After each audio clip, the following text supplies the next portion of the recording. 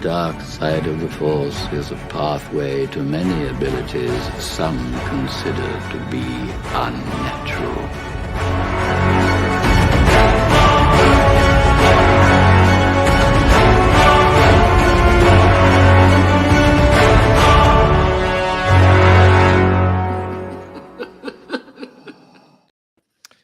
What's going on, everyone? Wait, hold up. Okay, it's clear, guys. There's no background. Usually there's someone. There's usually one person, but it's okay. We're clear. Wait, I'm coming. Wait, there it is. Oh, there it is. Oh, Hey. that's what she said. Oh, okay. Hello. Welcome back to That's how we start off the episode. Wednesday. I know, seriously. Uh-oh. Someone's still... You Okay. perverted sons of bitches. Anyway, welcome back to another episode of the Sithcast podcast, a Star Wars podcast where we pretty much talk anything and everything Star Wars.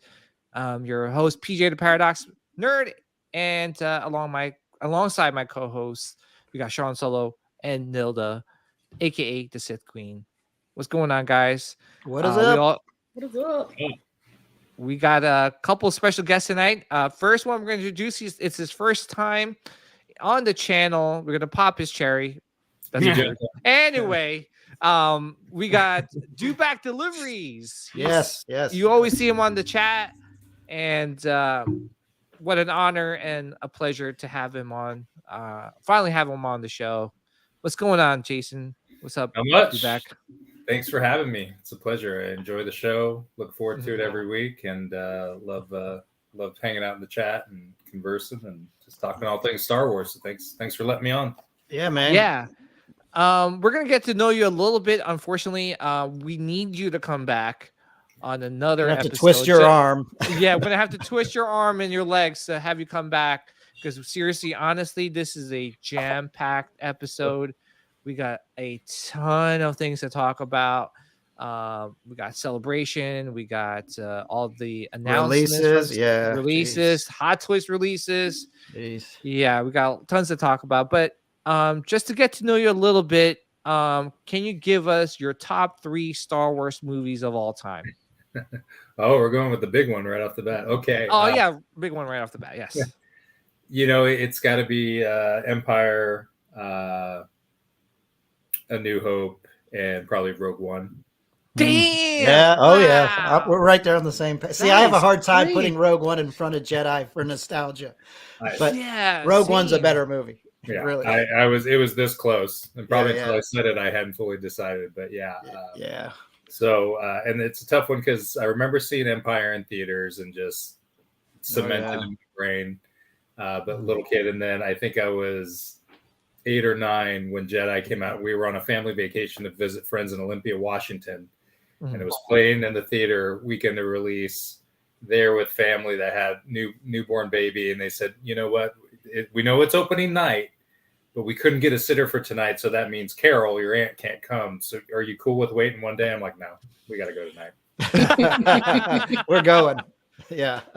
Oh my god. Wow, that's awesome. But you know what? Like I said, and been saying for the past like year or 2 years, Rogue One has been creeping up like everyone's list, like, and breaking their top 3 Star Wars movies of all time. So, which is crazy, but good at the same time, because it is a great Star Wars movie. It's probably one of the best Star Wars, modern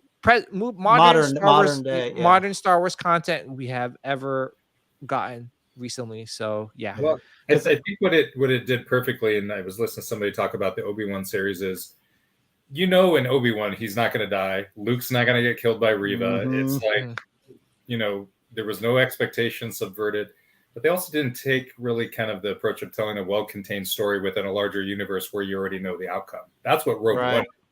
Oh yeah. We knew somehow the Death Star plans got there, never really had any inkling around it, and so it kind of just pulled back some layers on how we got to A New Hope. Yeah. And that's why I think people like it so much, is because within the context of the greater universe that we all know and love, it told a really satisfying story and gave you characters you cared about. Yeah, and what's funny, like when I was watching Rogue One in the theater, like I was so invested in the story, I didn't think ahead, like, wait, these people aren't in A New Hope. They're going to die. Like, I didn't even think about that. And then it happened. You're just like, oh yeah, that makes sense. Like, yeah, exactly. Right. I remember seeing it in theaters, and that scene where Cassian and Jin are at the beach and they're like looking at the sun. I'm like, oh my god, they're gonna die. Like, why? They're gonna kiss. I mean, die. I want them to stay alive. Yeah. We're just rolling out the trooper looks, you know. I mean, it you never thought about how there could be all these variations based on location. I mean, we saw a little bit of that, the original trilogy, but it felt very natural. I mean, when the Death Troopers walked up, it was just like, oh man, yeah, I need these guys. Yeah, exactly. And I'm sorry, I'll probably be in the minority, but I'm all Imperial and dark side. I was like, yes, Vader, destroy all of them. Force choke everybody. That was the cherry on top, though. When you see Vader at the end, you're just like, you walk out of that theater with the biggest smile on your face, like, wow. Honestly, though, I was really hoping that Vader would kick some booty, and honestly, I mean, yes, we got a little bit of him, like with his conversation or interaction with Krennic. But I was just like, man, that's not enough. Like, this movie's great, but what would be even better is if Vader just seriously just. But I think that's what's good about it. It left you wanting more. Exactly. Oh yeah. Dom, you're right, because if they had overdone it, it just would have not. Look what they did with Obi-Wan. Too much Vader. Yeah, but it was kind of expected. But I just think that. By the way, we also have a returning guest, Dom. Oh, sorry. I'm here. Yeah, I was gonna. They're like, we know that guy. Yeah, we know that guy. Nobody cares. But like, with Kenobi, like, yes, you kind of see, you kind of expected him to be back. But I just think the production, like, look at the production for the Mandalorian compared to Kenobi, and I'm like, why does it look so cheap? And as opposed to, you see Mandalorian, like, you see like all the visual effects, the cinematics and stuff like that. Even the space fights were great, rather than what's that whole scene where they were like chasing Kenobi's ship and they were just shooting at it. Yeah, it made no sense. It was like I was like, oh my god, is this another Last Jedi thing where they're just chasing for like hours and just shooting the back of the ship for no reason? I still can't get past the first episode with Leia running around trying to escape her kidnappers in the forest. Oh my god. And that was poorly that was like poorly edited. And I'm just like, as a director, like, I'm surprised she got me as a choreographer. My kids evade better capture than she did. I know. Slow motion. Yeah, but again, guys, we're gonna definitely get to know Dewback a little bit more. But let's well, obviously you guys know Dom's back. Well, welcome, Dom, Obi-Wan Kenobi fan. Yeah, that's good. So, couple announcements though. What happened? Glad to be back. Oh, I'm very happy to have you back, even though you're a Kenobi fan. We love you still. I'm back every week, and I'm a Kenobi fan. I know, I'm a Kenobi fan too. Yeah. Hold We're all gonna get letters. He's looking for the. He's kicking all of us out. Kicking all the Kenobi fans. No, I was kidding. Anyway, one more question for Dewback, and then we'll move on to our some of our announcements. So Dewback, light side or dark side? I'm a light side guy. Yeah. Okay. Probably in the wrong form for that. No, I'm just kidding. We accept all. I have been tempted by all forms. Many times. Yeah. Who's your favorite? That's Jedi, too. It's always kind of a jockeying match between Kenobi and Yoda. That's like me. Yeah. Kindred spirits. Yeah. Everyone's just jealous that Obi-Wan is just successful in his endeavors. He's the through line, right? I mean, he's the one that's been there, kind of through it all, seen it all, never had the ego about him. Just his workmanlike. He's just like the a true exemplar of the Jedi Order. Yeah, he's just what's that called? He's just a New England Patriots. Like, like No, it's just like you're just like, oh, you just underestimate them, but for some reason, somehow, way, shape, or form, they're back. They still win freaking championships. And you're like, how the hell they don't have anyone? That's Kenobi. Kenobi doesn't have like the best really offense. Kenobi to Tom Brady. Like, yeah, but every year it's like every year there's like no. Anyway, I'm going a little like I'm using sports references here, guys. Sean, Every year kick him out. Kick him out. there's Sean. like there's no offense. It's just. I mean, when you traditional. think Jedi, Yeah. like if you think first person, usually Mhm. Jedi, just the concept, Obi-Wan kind of encompasses that better Yeah. than anyone else. I mean, yeah, you got Yoda, but as far as like just because he's human, Yoda's an alien species, so you don't really associate too much with him. Obi-Wan is just kind of like, if you're gonna want to be a Jedi, you want to be like him. That's the guy. Yeah. Well, you think about the archetype. I mean, he's Yeah. the first one you really met on screen. That was a Jedi. Yeah, that's probably it too. Yeah, that's probably it too. Yeah. Well, again, we would like to, have Jason come back hopefully soon, and we'll get to know him more. But let's keep on going. A couple announcements. First announcement is 500 subscribers! Yay! We finally got there. Woo! Woo! We did. Let me play one of our favorite things to do when we celebrate. Oh no! The Mando spin of No, Lord. celebration. Do you know my buddy told me that there was like 10 people at Celebration? Trust me. Oh, Are you serious? And they were man. doing the spin move. Were they bumping into each other? My I don't know, God. but he said that they Man. were doing the spin move. Cocaine's a hell of a Why? drug. Yeah, cocaine is a hell of a drug. Anyway, thank you guys for all the love and support. We really appreciate it. Rad. Oh, I'm sorry. So really appreciate you guys supporting us throughout the years. 500 subs. Hopefully, we can hit our goal of 1,000 subs pretty soon. So thank you for that. Another announcement is our Sith merch. Wait, where'd it go? Oh yeah. That's it. I changed. I made it to a ticker. Oh, you did? I'm like, where'd it go? Yeah, I just let it scroll during the. I know. Anyway, our Sith merch is available on our website, sithcast.com. Thank you to Sean for coming up with all the logos and for creating the website. So, Thank you, thank you, Sean. Sean. You're Nice welcome. work. Thank you. Yeah, Thank you. great work, Sean. So we really appreciate it. So if you guys want to help support us, definitely, and have some really cool Sith merch. If you guys are Sith fans, maybe we'll do some, I don't know, some been light using side that- stuff. No, you u- can't do light. Don't sell out. No. No, that's not. That's why you're my friend, dude. You know me. No. No, I've been using that water bottle all week. That thing's pretty good. That's a good water bottle. It's a good. Yeah. It's like sturdy. Like it's a weapon. Like when you're There you walking go. out of work. Oh, jeez. It's like the Jesus, thing's. Sean, it's meant for drinking, not for I hitting. know, man. Who are you fighting? Who are Hey, you when you, trying to fight hey, over when you there? take me to the dark side, I don't know where I'm going, guys. There you go. You're pulling me into that hatred. Oh my!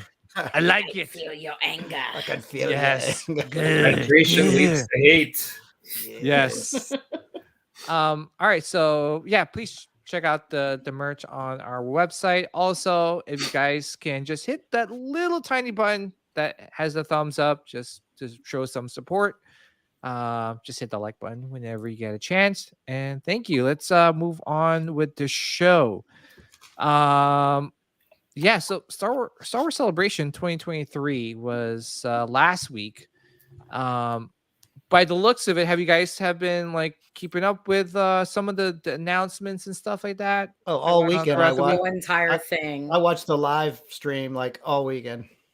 Oh, you did? I didn't get Yeah. a chance to My, watch the. my wife was making fun of me because I had the Mhm. Masters on the big TV and I had Star Wars streaming on this TV, and she's just like, "You're pathetic." That's what. I've seen him for 3 days. Yeah. Yeah. So we'll start off with our guest tonight and get his thoughts on the Star Wars Celebration in London. Jason, were you planning to go to London, or you just didn't want to take a trip out there, or were you been catching up with all the streams and the announcements and stuff? And what are your thoughts overall? Yeah. So overall, I was sorry I couldn't go this year. So the last one I went to was 2019 in Chicago. I was there. Yep. Evan and I rolled through that one. Was super excited because I live in California and was excited for Anaheim in 2020. Had our tickets, and then COVID hit, so obviously that got delayed. And then last year, they finally held it, and I got COVID the week of celebration. Oh no!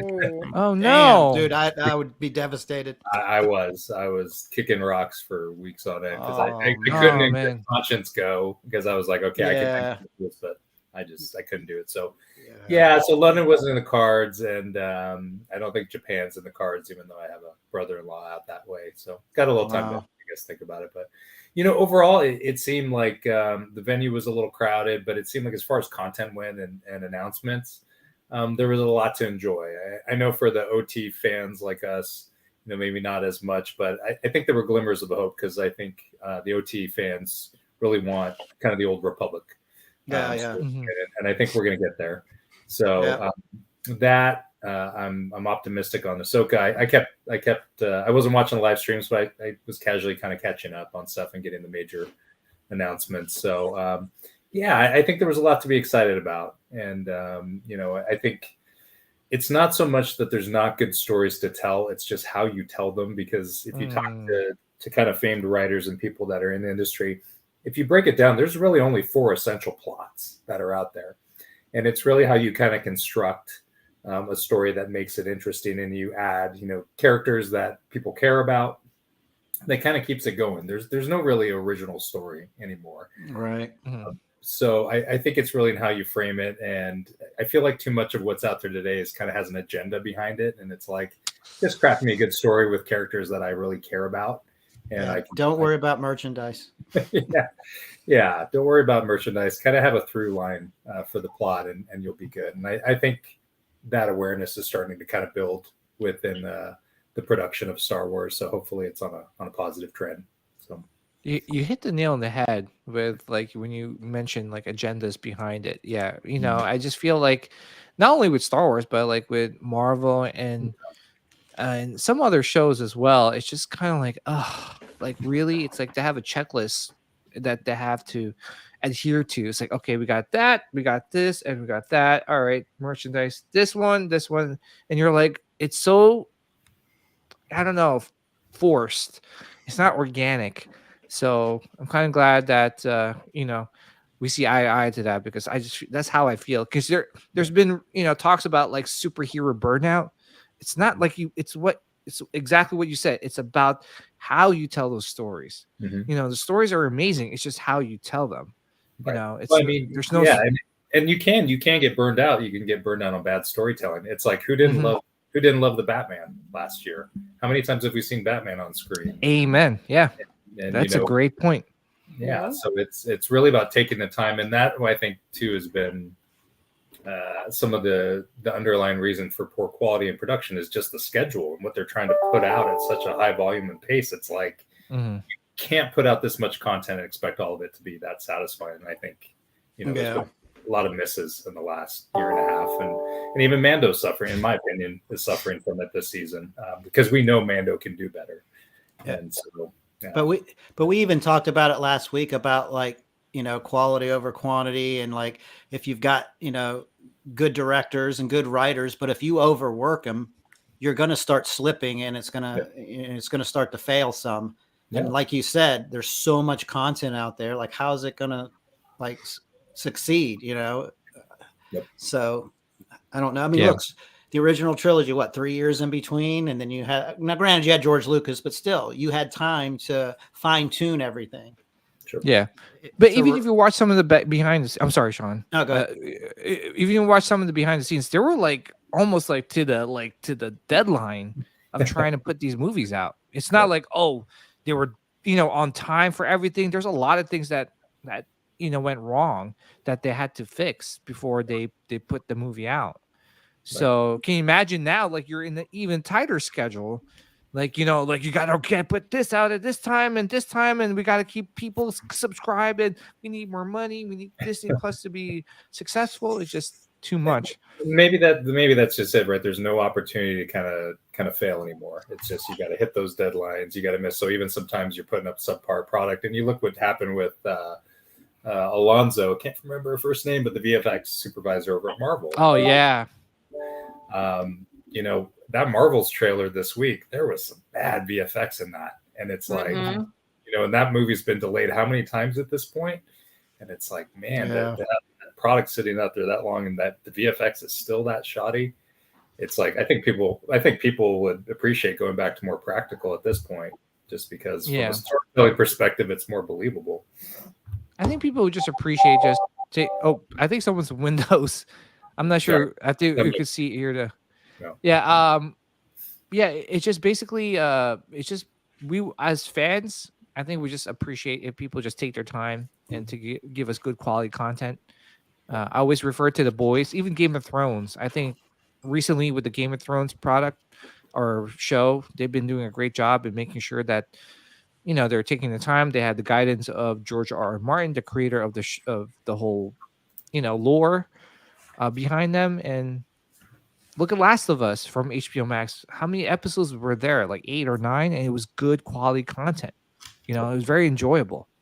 So, That's a great point. Great points, Jason. Honestly, great points. Dom. Yeah, I watched all the highlights. I didn't watch it back to back. I just watched the highlights and lowlights. I am. I am. Was there more highlights or lowlights? So I'm a little bit of tinfoil hat on this one. I really don't think half of those projects are actually in development. I think this is a hype reel. It's a hype reel, and Kathleen Kennedy is just trying to bide time. That's what I really think is happening. I think, there's some optimism that they're even looking at the old Republic, so that's cool. So just the concept that they're considering it, which would be cool. I really would like to look to the future and what comes after. But that's what worries me the most. The old, they can technically screw all of it up, but my optimism line is aligned with Ahsoka. If they don't do Ahsoka correctly, then it's kind of that's a really bad sign. That's going to be a stinger. Yeah, because that's, to me, when you look at this list here, I don't know anything about Skeleton Crew. Acolyte looks like a complete hot mess. I have no idea what's going on with Acolyte. Talk about a message that they're using. Like, that just sounds like they're using Star Wars as a vessel for their agenda completely.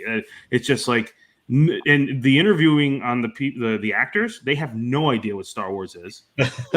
One of them couldn't even name what their favorite Star Wars movie was. They just like, I like all the Star Wars, like The Wrath of Khan. Oh, it's like, yeah.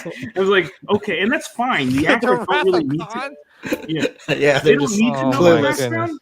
That's fine. That's totally acceptable. But just the messaging around it, it just sounds like, a hot mess.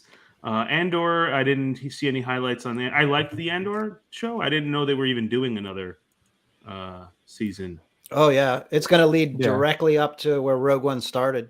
Yeah, that's their last. So sorry. Yeah, I was going to say that's the second season. It's going to end right at when Rogue One starts. That's cool. I liked. Let me see, fix this. I liked the show a lot.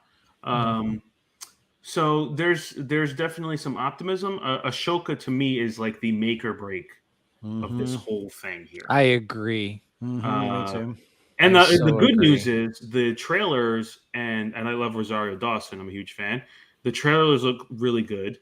You've got Filoni behind it. So for all intents and purposes, this should be great. You've got an A-team, right? But what's worrisome to me is kind of like Mando. You should have great Mando, but Mando, I think, became hey, how do we monetize on this as quickly as possible before we lose what's his name? The main actor. Pedro Pascal. Yeah, because to me it just seems like they know that he's leaving, so they need to use the hype from the show to prop up other characters. They might as well just call the Bo-Katan show at this point. That's really the Mandalorian. And she's a great character. It seems like a bait and switch. Yeah. Yeah, I heard. I was reading an article, and they were saying that according to their sources, and there were really reliable sources, that Kathleen Kennedy and Jon Favreau were disagreeing on a lot of things. That's why, like, he was forced to bring Grogu back to in Book of Boba. So that's why it was like you had those like really like weird 2 episodes that didn't like really fit in the Book of Boba. It was like Boba Fett, and then 2 episodes of Mando. And that was I think Favreau's not long for this game for now, unless they're my theory is unless that whole outline of movies is just one big hype play, and leadership gets churned out, and you get some new leadership. That's the only hope for a guy like Favreau. They were talking about rumor, right? Kathleen Kinney after Indiana Jones might be gone, but who knows? Who knows? She's basically like Palpatine at this point. She's got we don't. She's just like there's like 100 of her underneath Magic Kingdom. Oh my god. They're like, oh, she's like actually like a robot or something. Oh my god, she even looks evil. Like she definitely like drinks like blood, ghost blood, Ewok blood. Yeah, and walks around in a robe. Space whales blood. Yeah. Yeah. Oh my god. Yeah. She cackles. She definitely cackles. There's a oh my god. I love it. Still disturbed by drinking Ewok's blood. They're putting it in the goblet. You didn't know it keeps you young. She probably drinks their brain fluid or something. Hello, Miss Kennedy. She drinks it out of 3PO's helmet. Yeah. She's like, I will imagine be like she's like Star Wars forever.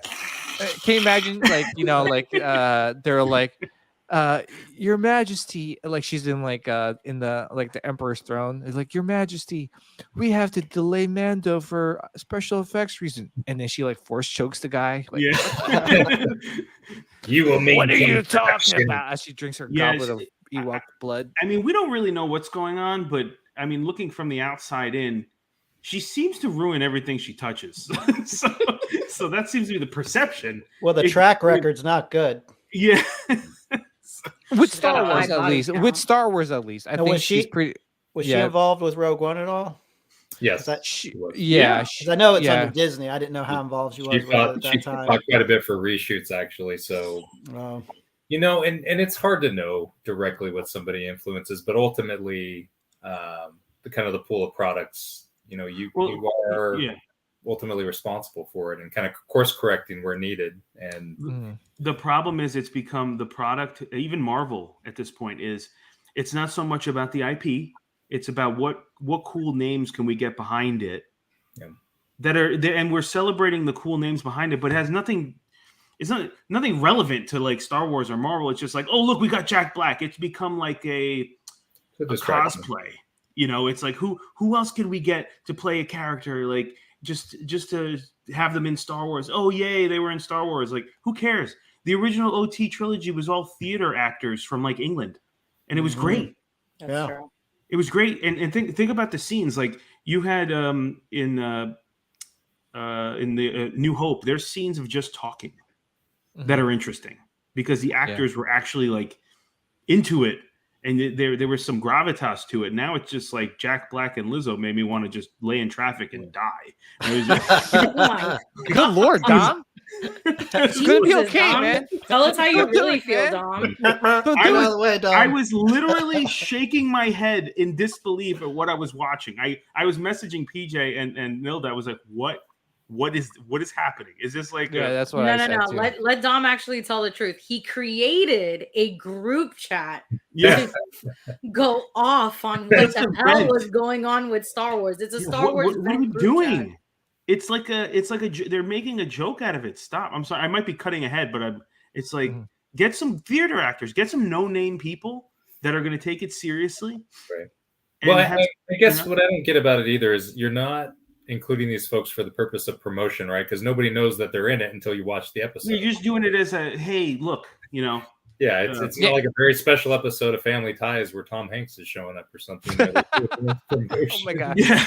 Yeah. Well, and those characters did not like elevate the story whatsoever. They were just there to be there, and I'm just like, it was a Hollywood play. They're treating it very red carpet, And it's more forgivable if we're not, third to last episode of the season and we don't know what the overarching plot of the season. Yeah.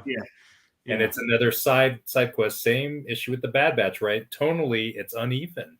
it's like, are we a serious kind of gritty show about the aftermath of the Empire taking over, or are we, kind of a kiddie?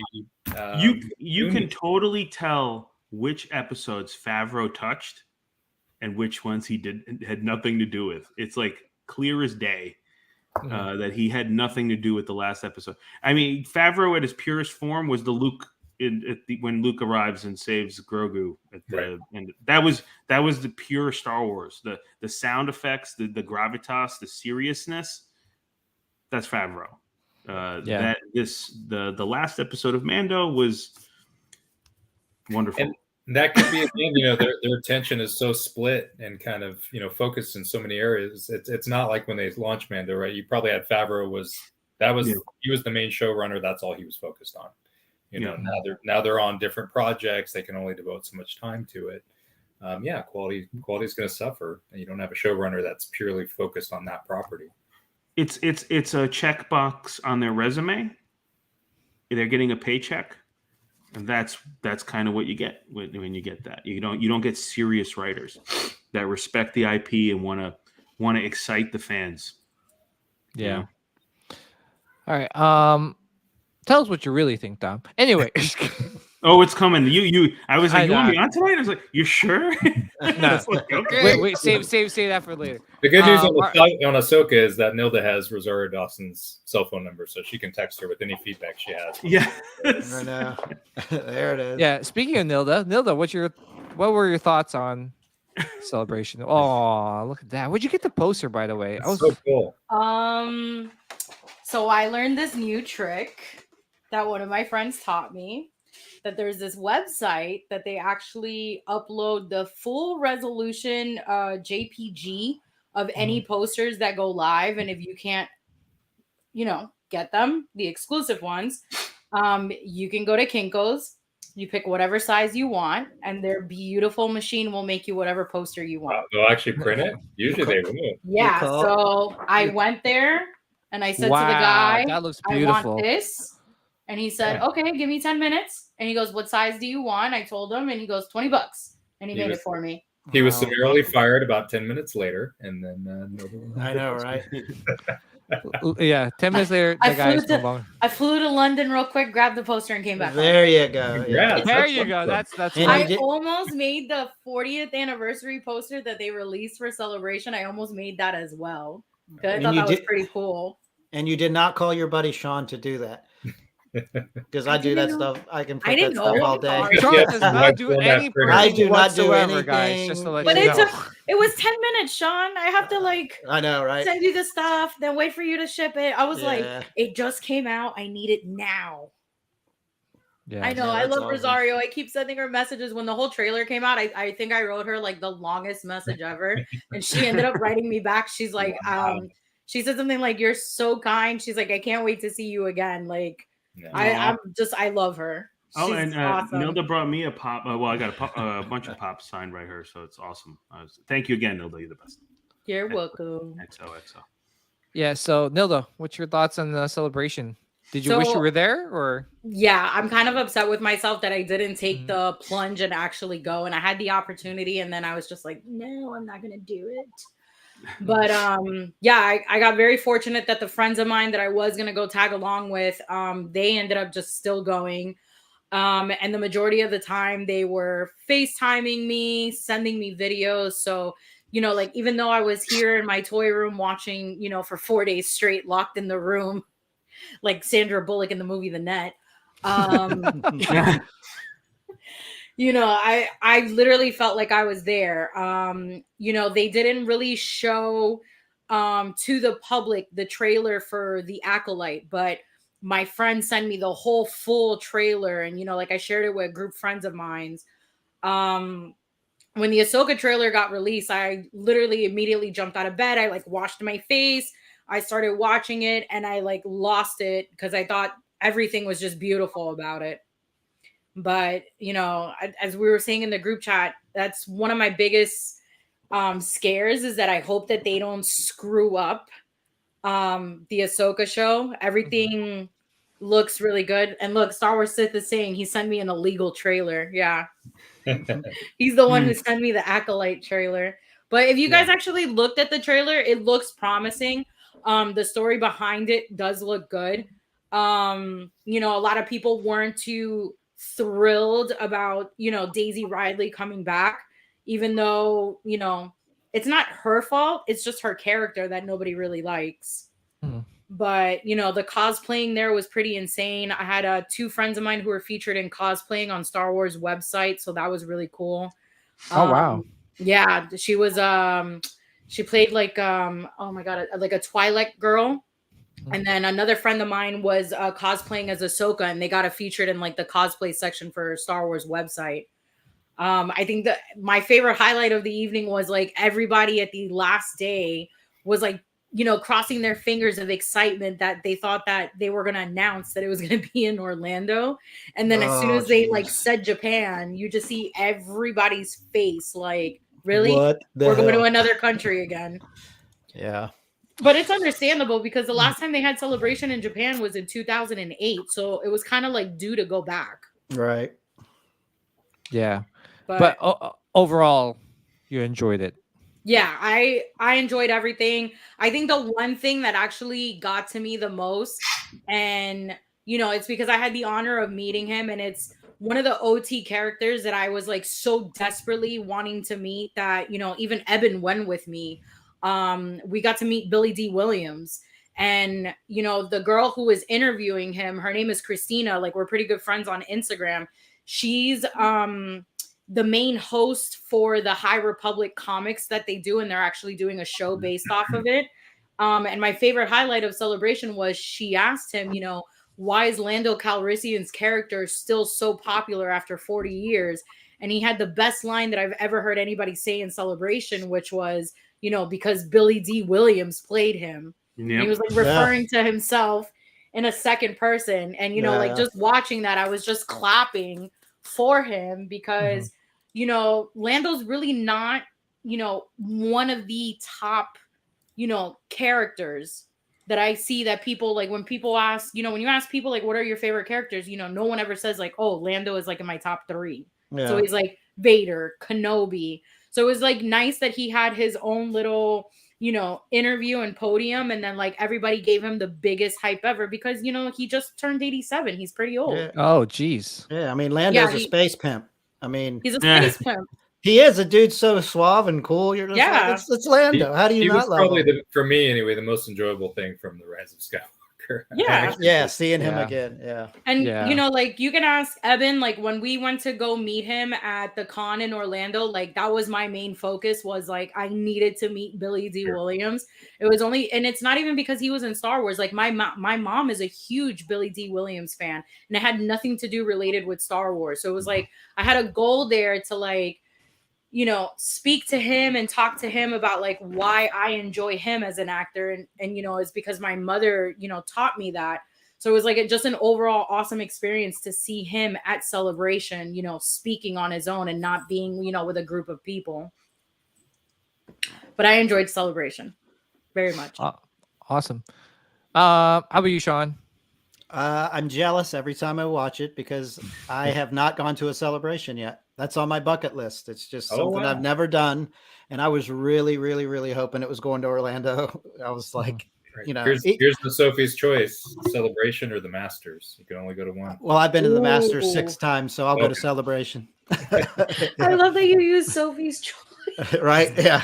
So wrong. But honestly, on the East Coast, if it comes on the East Coast, I'm going because it gets real expensive to get the whole family out to the West Coast, and plus my wife's not going to go to Celebration. She's like, well, I'm going somewhere else, you know, because we're going to go to MegaCon next year, and she's like, she's not going to go one day. She's getting hopper passes for all the Disney parks, and her and my daughter are going to do that while I go to Celebration and meet up with Nilda and you do back if you're there.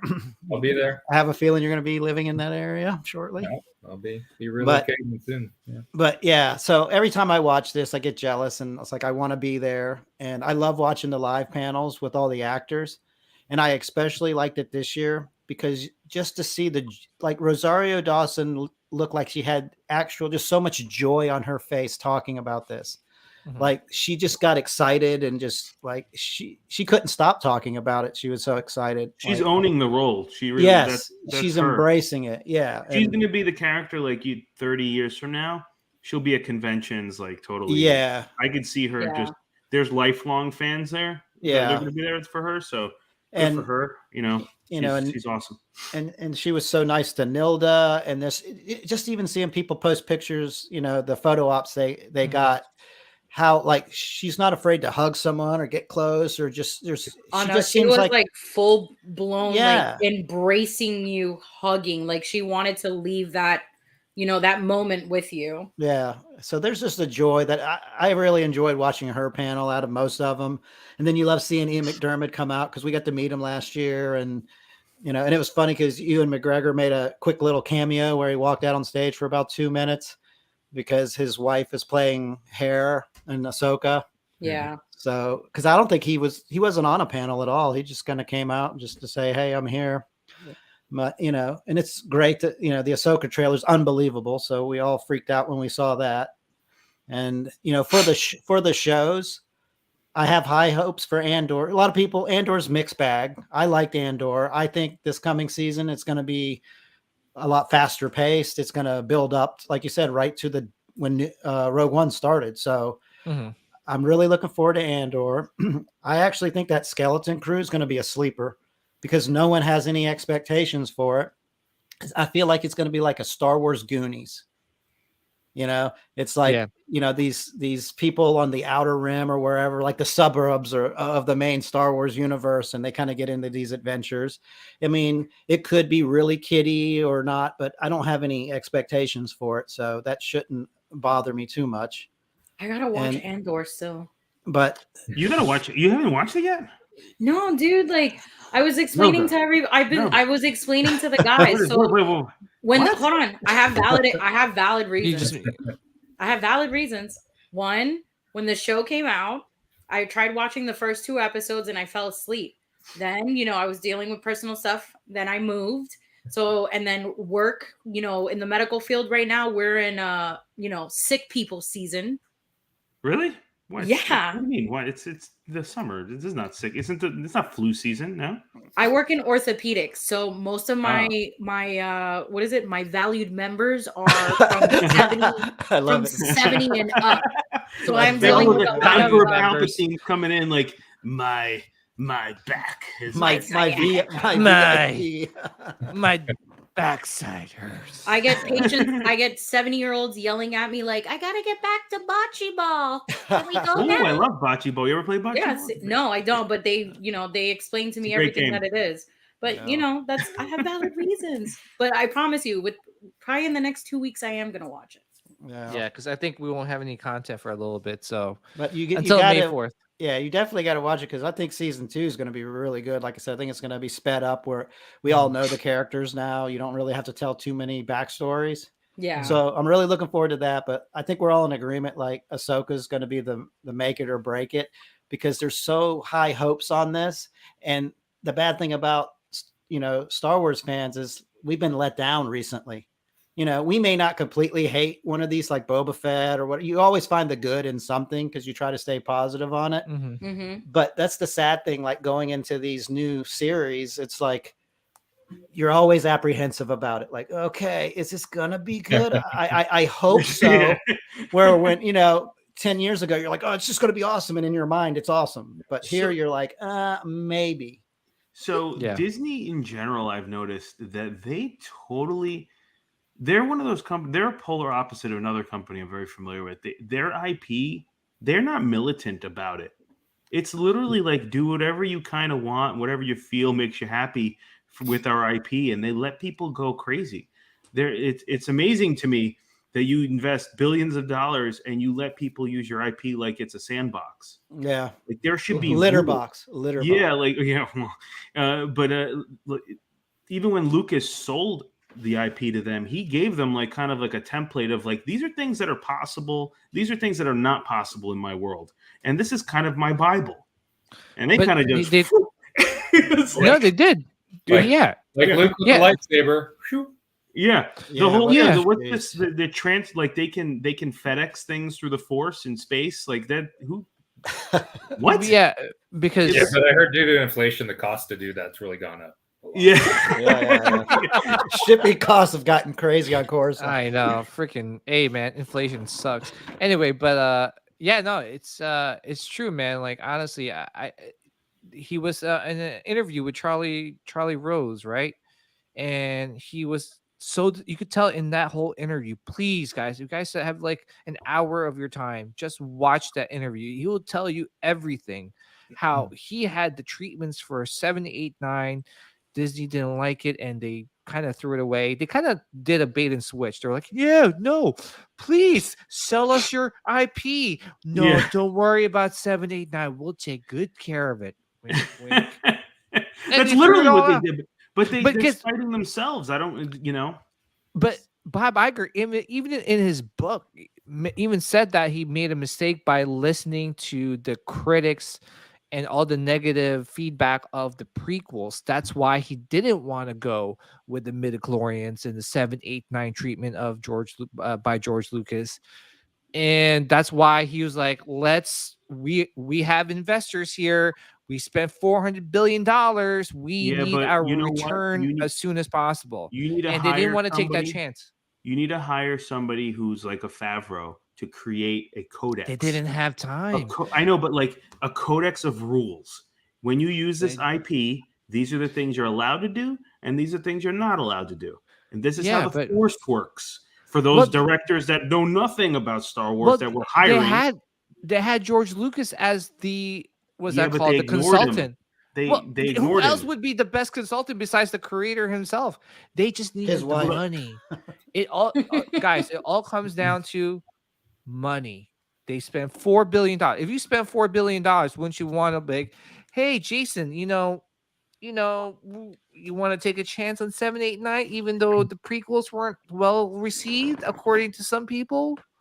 Or do you want to, hey, we'll bring in J.J. Abrams, we'll let him do his thing, we'll bring in Rian Johnson. They're all like, critically acclaimed like directors and writers. What would you say? I think in hindsight, and when you put it like that, you spent $4 billion, you got to start getting a return on that investment quick. Yeah, exactly. You're likely to take the opinion of recent filmmakers who have had success. JJ with Star Trek. And I can see why you would ignore George, because let's be honest, the prequels have aged better than we thought they would. They're more revered now than when they initially were. I love all the prequels. I'm obsessed with I think they're great. And I love Jar Jar, and everyone who doesn't like Jar Jar can eat it. Jar Jar. Bullshit. Damn you, Dom! I thought we were buddies. No, like I didn't honestly. Well, when the I give up. When the prequels came out, I didn't. How old was I? I don't even know. I'm 38 now. So don't do that. Let's don't do the math. Yeah, don't worry about it. Like it didn't bother me, and I love I grew up with the OT trilogy, but I saw them on VHS. I never saw them in the theater. So my favorite movie is Return of the Jedi. That's my favorite one. Yeah. What I think should have been recognized is that Star Wars is best when George is not directing, and realize that the seed ideas are there, the concepts are there, but you got to give it to somebody else that can make films. And so if he had the treatment, it's like, okay, put that in JJ's hands, but the concept and just the entire plot structure, we're following George's initial idea. Yeah. Just have George step in whenever he sees something getting a little out of alignment and be like, nope, that wouldn't work that way. Just kind of be on the sidelines. I mean, there's a lot of factors, because if you think about it, George owned the company and now he's just a consultant, right? Like, how hard is that? Like, he used to own, and you could be like, hey, you can't do that, and you should do this, and people have to go, hey, George, we used to say yes to you in the prequels. Kind of can't do that now. Well, so the it's silver a lot lining is if they blow it up and ruin it, eventually all of them are going to get fired, and you're going to get some new blood in there, and they get to start playing around with it. Hopefully, they have a new vision. But they brought in Kasdan, right, to write the sequel trilogy, and he'd been on the original. So you thought you probably had somebody there that was going to be producing something that was in line with the OT. So I What get it. concerns me with this, and this is why I think this is a wish list. Are they going to do one movie about Dawn of the Jedi and one movie about the Old Republic? Do they really think this through? You can't. Has anyone read any of this stuff? It's like, Well, I have 10 trouble, movies in I have each trouble one. today with the shows and the properties, thinking about, okay, where are we in the timeline? You know, it's like we're jump around so much. It's like, okay, who's not around? Who's around? Who's still to come? Yeah. I get it's hard for me to keep the thread straight. Yeah. I hope they don't do the Marvel Comics version of High Republic. That was garbage. I tried reading that and I was like, oof, that was painful. Yeah. All right. Sean, so overall, what's your thoughts on It's fantastic because it's all Star Wars. You know, just watching. It's true though. Like I get excited. Like I said, I mean the shows we are all up and down in each and all these shows, but when it comes down to it, we all love Star Wars. Just seeing, like I said, Rosario, you know, she's an actress. It just embraces it. Just seeing the videos that people that were there that post, you know, just seeing all the people in cosplay, just the whole environment of it. It gets me amped. It's like The community really thriving. Yeah, the community is thriving. Yes, and that's what I enjoy seeing. You know, it's great for all of us just to get here on a Wednesday night and just talk about Star Wars, the good, the bad, and the ugly. But you know, and we're still all friends. That's the best part, right? Like we all have difference of opinions. Well, how much longer we have to go in the show? We could probably. We what's at 9? So yeah, we've got about 2 more hours. Yeah. Again, that's awesome. Before I go to me, I'm gonna address the chat real quick. We got Jason in the house. What's up, J2SO? We got Danny Lee in the house. We got Coy Hall. What's up, Coy? What's up, Coy? What's up? We got Miami Nemesis. Miami. Mia Miz. You're gonna have to help us. Mia Miz Nemesis. Oh my gosh. Who's the other guy that was on last week? I forgot. He had the name was like all C's.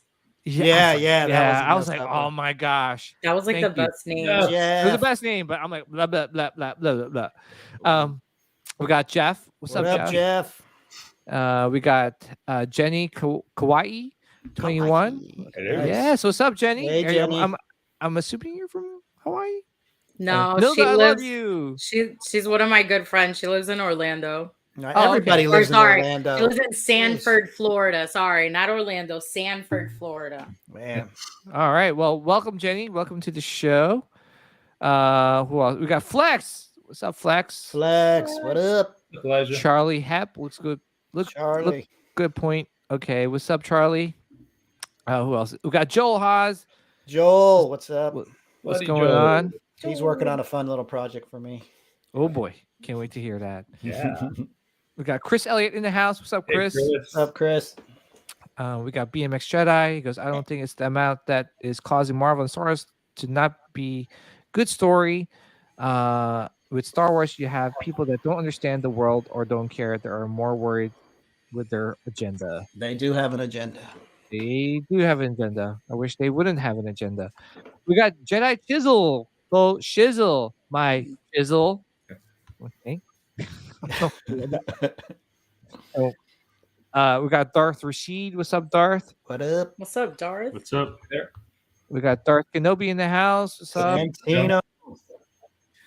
We got Star Wars Sith. What's up, Star Wars Sith? Thank you for celebration. For doing some reconnaissance, filming literally everything. Yeah. If you go on his YouTube channel, I think he dropped like about 30 videos. Yeah, I watched one. He was there. I watched a video of his right before we came on today, where he was walking around showing all the cosplayers.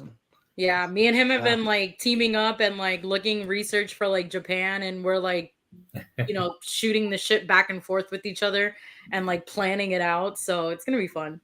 Nice. Yeah. We got Spice Runner Styles, aka Eben. What's up, Eben? What up, Eben? Eben. We got Scott Sharp in the house. What's up, Scott? Scott. What's up? Scotty. ATV Racer. He says, hi, everyone except Darth Kenobi. Oh, man. It's 'cause he was talking crap. Let's see, who else did I? Because he said he liked Jar Jar. Hey. Jar Jar, I'm telling you, that's writing. That's superb. Man, I just can't wrap my head around why you guys like that guy. I do. Because Misa like Jar Jar. he's a good kid. He was the Okay. worst part of that movie.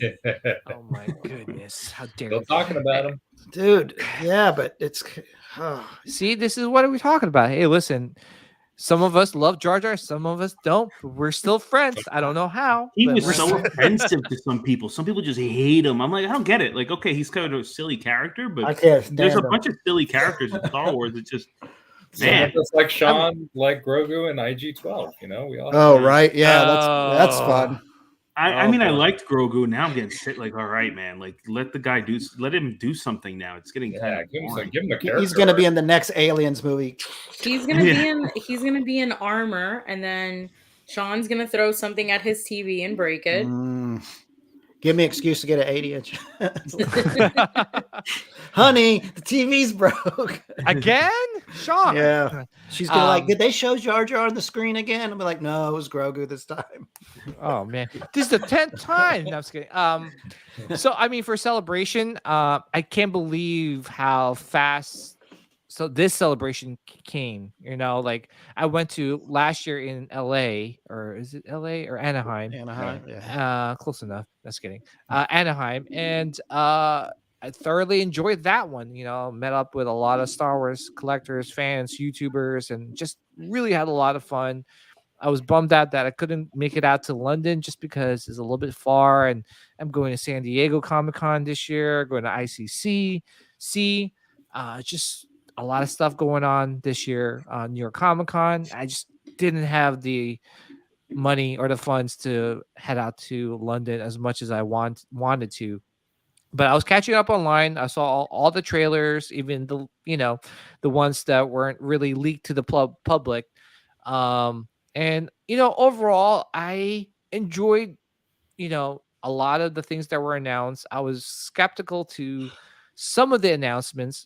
Number one being, I'm so sorry, Ray coming back, and they're gonna do another movie set 15 years after the rise of Skywalker. And the thing too, guys, and I'm gonna be honest here, I'm gonna be get a little personal. Like, when The Last Jedi came out, I seriously went into Star Wars depression.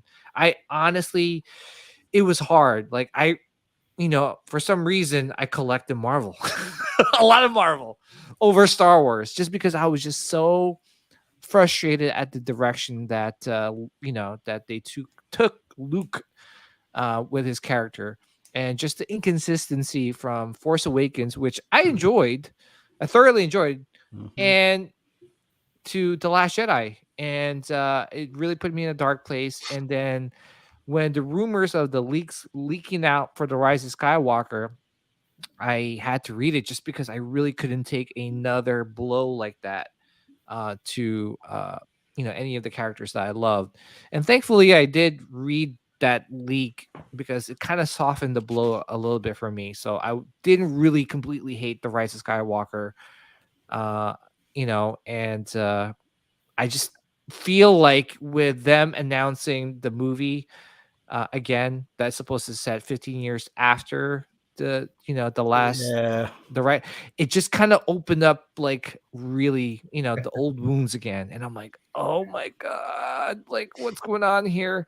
Like, you were priceless on our group chat. You're like, really? Ray? Yeah. And I'm sitting here defending her. I was like, guys, she was bullied really bad online. I'm like, I think they were trying to, like, Ahmad best her and give her some type of redemption. No, which I'm all about redemption. I just honestly, I have nothing against the actress. I think she's a wonderful actress. I think she did a wonderful job, a great job acting the part. I just feel like, and a lot of people feel this way about the character, is that they didn't like where the direction of the character, of where it went. Supposedly, there's no direction. There was none. Exactly. Supposedly she was the Kenobi's daughter originally. No, and then they changed it to Pap. They didn't know. Yeah. They were literally sitting there the week before, like, okay, whose daughter is she? Yeah. But here's the kicker. Here's the kicker. So she's a Palpatine. She's pregnant with the Force, apparently now, right? I mean, I would love it if they twist this and little Palpatine comes out, like a little evil Palpatine. That would be amazing. What is like, it? What's the character from TMT? That's the creature in the half body. Krang. Hang like. No, come out already wrinkly, shooting lightning and stuff. I mean, like, Oh my gosh! I can feel your force. I return. Unlimited power. No, anyway, Give me my baba. I need my milk. But here's the thing too. It kind of like really kind of like, for me at least, for me guys, please, everything is just for me. You don't have to agree with me. I honestly just please, like, I'm not trying to argue with anyone. Where's my binky? Oh my God. This is I'm my crying. I have to walk away for 1 second.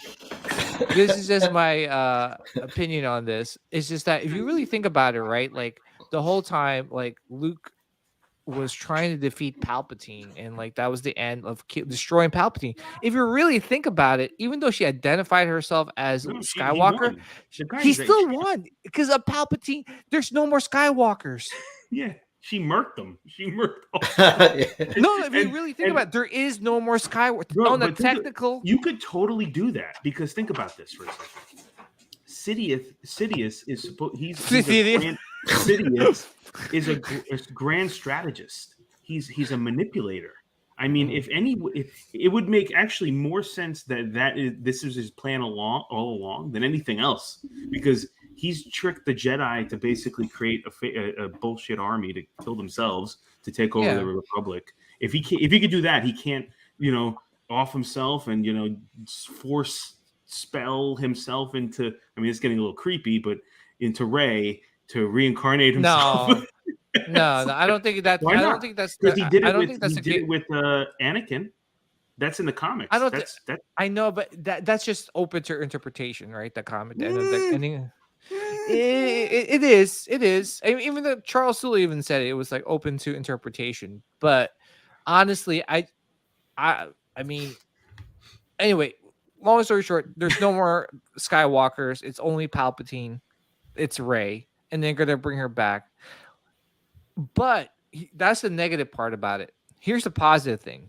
I'm putting a lot of my chips on Ahsoka because I feel that Filoni is up to something with the World Between Worlds.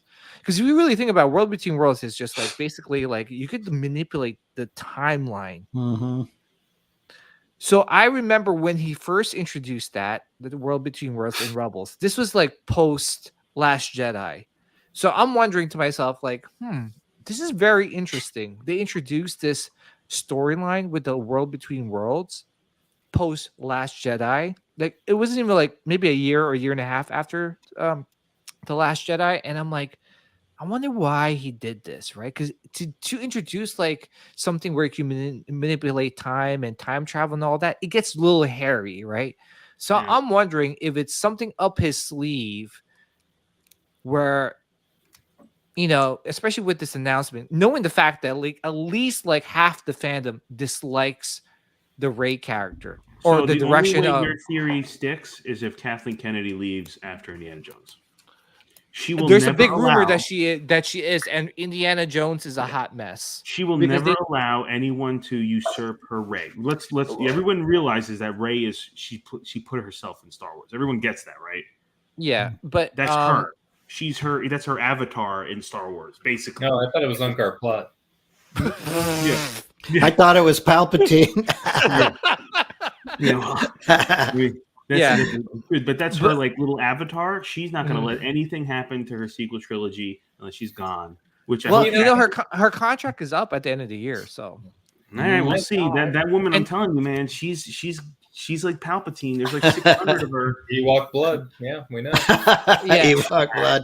It just comes down to having good writing, a good story, and giving her somewhere to progress to. Because that was the other thing. It was like Rey was just overpowered from the get-go. And I don't care what her bloodline is. Nobody should have been that overpowered. It's like she didn't have any real struggle. Even the things that were meant to be obstacles or barriers for her felt really hollow and weren't earned. That she didn't progress. Yeah, it was like it was just given to her. Yeah, but the thing is, like, they could have written the entire trilogy out before they made any of this, so it'd all be cohesive. But the problem is, like you said, they got all those billions to make, so they're like, let's get this out as fast as possible so we can start Yeah. making some money. Yeah, because they bought the IP. 2 years later, they made a movie.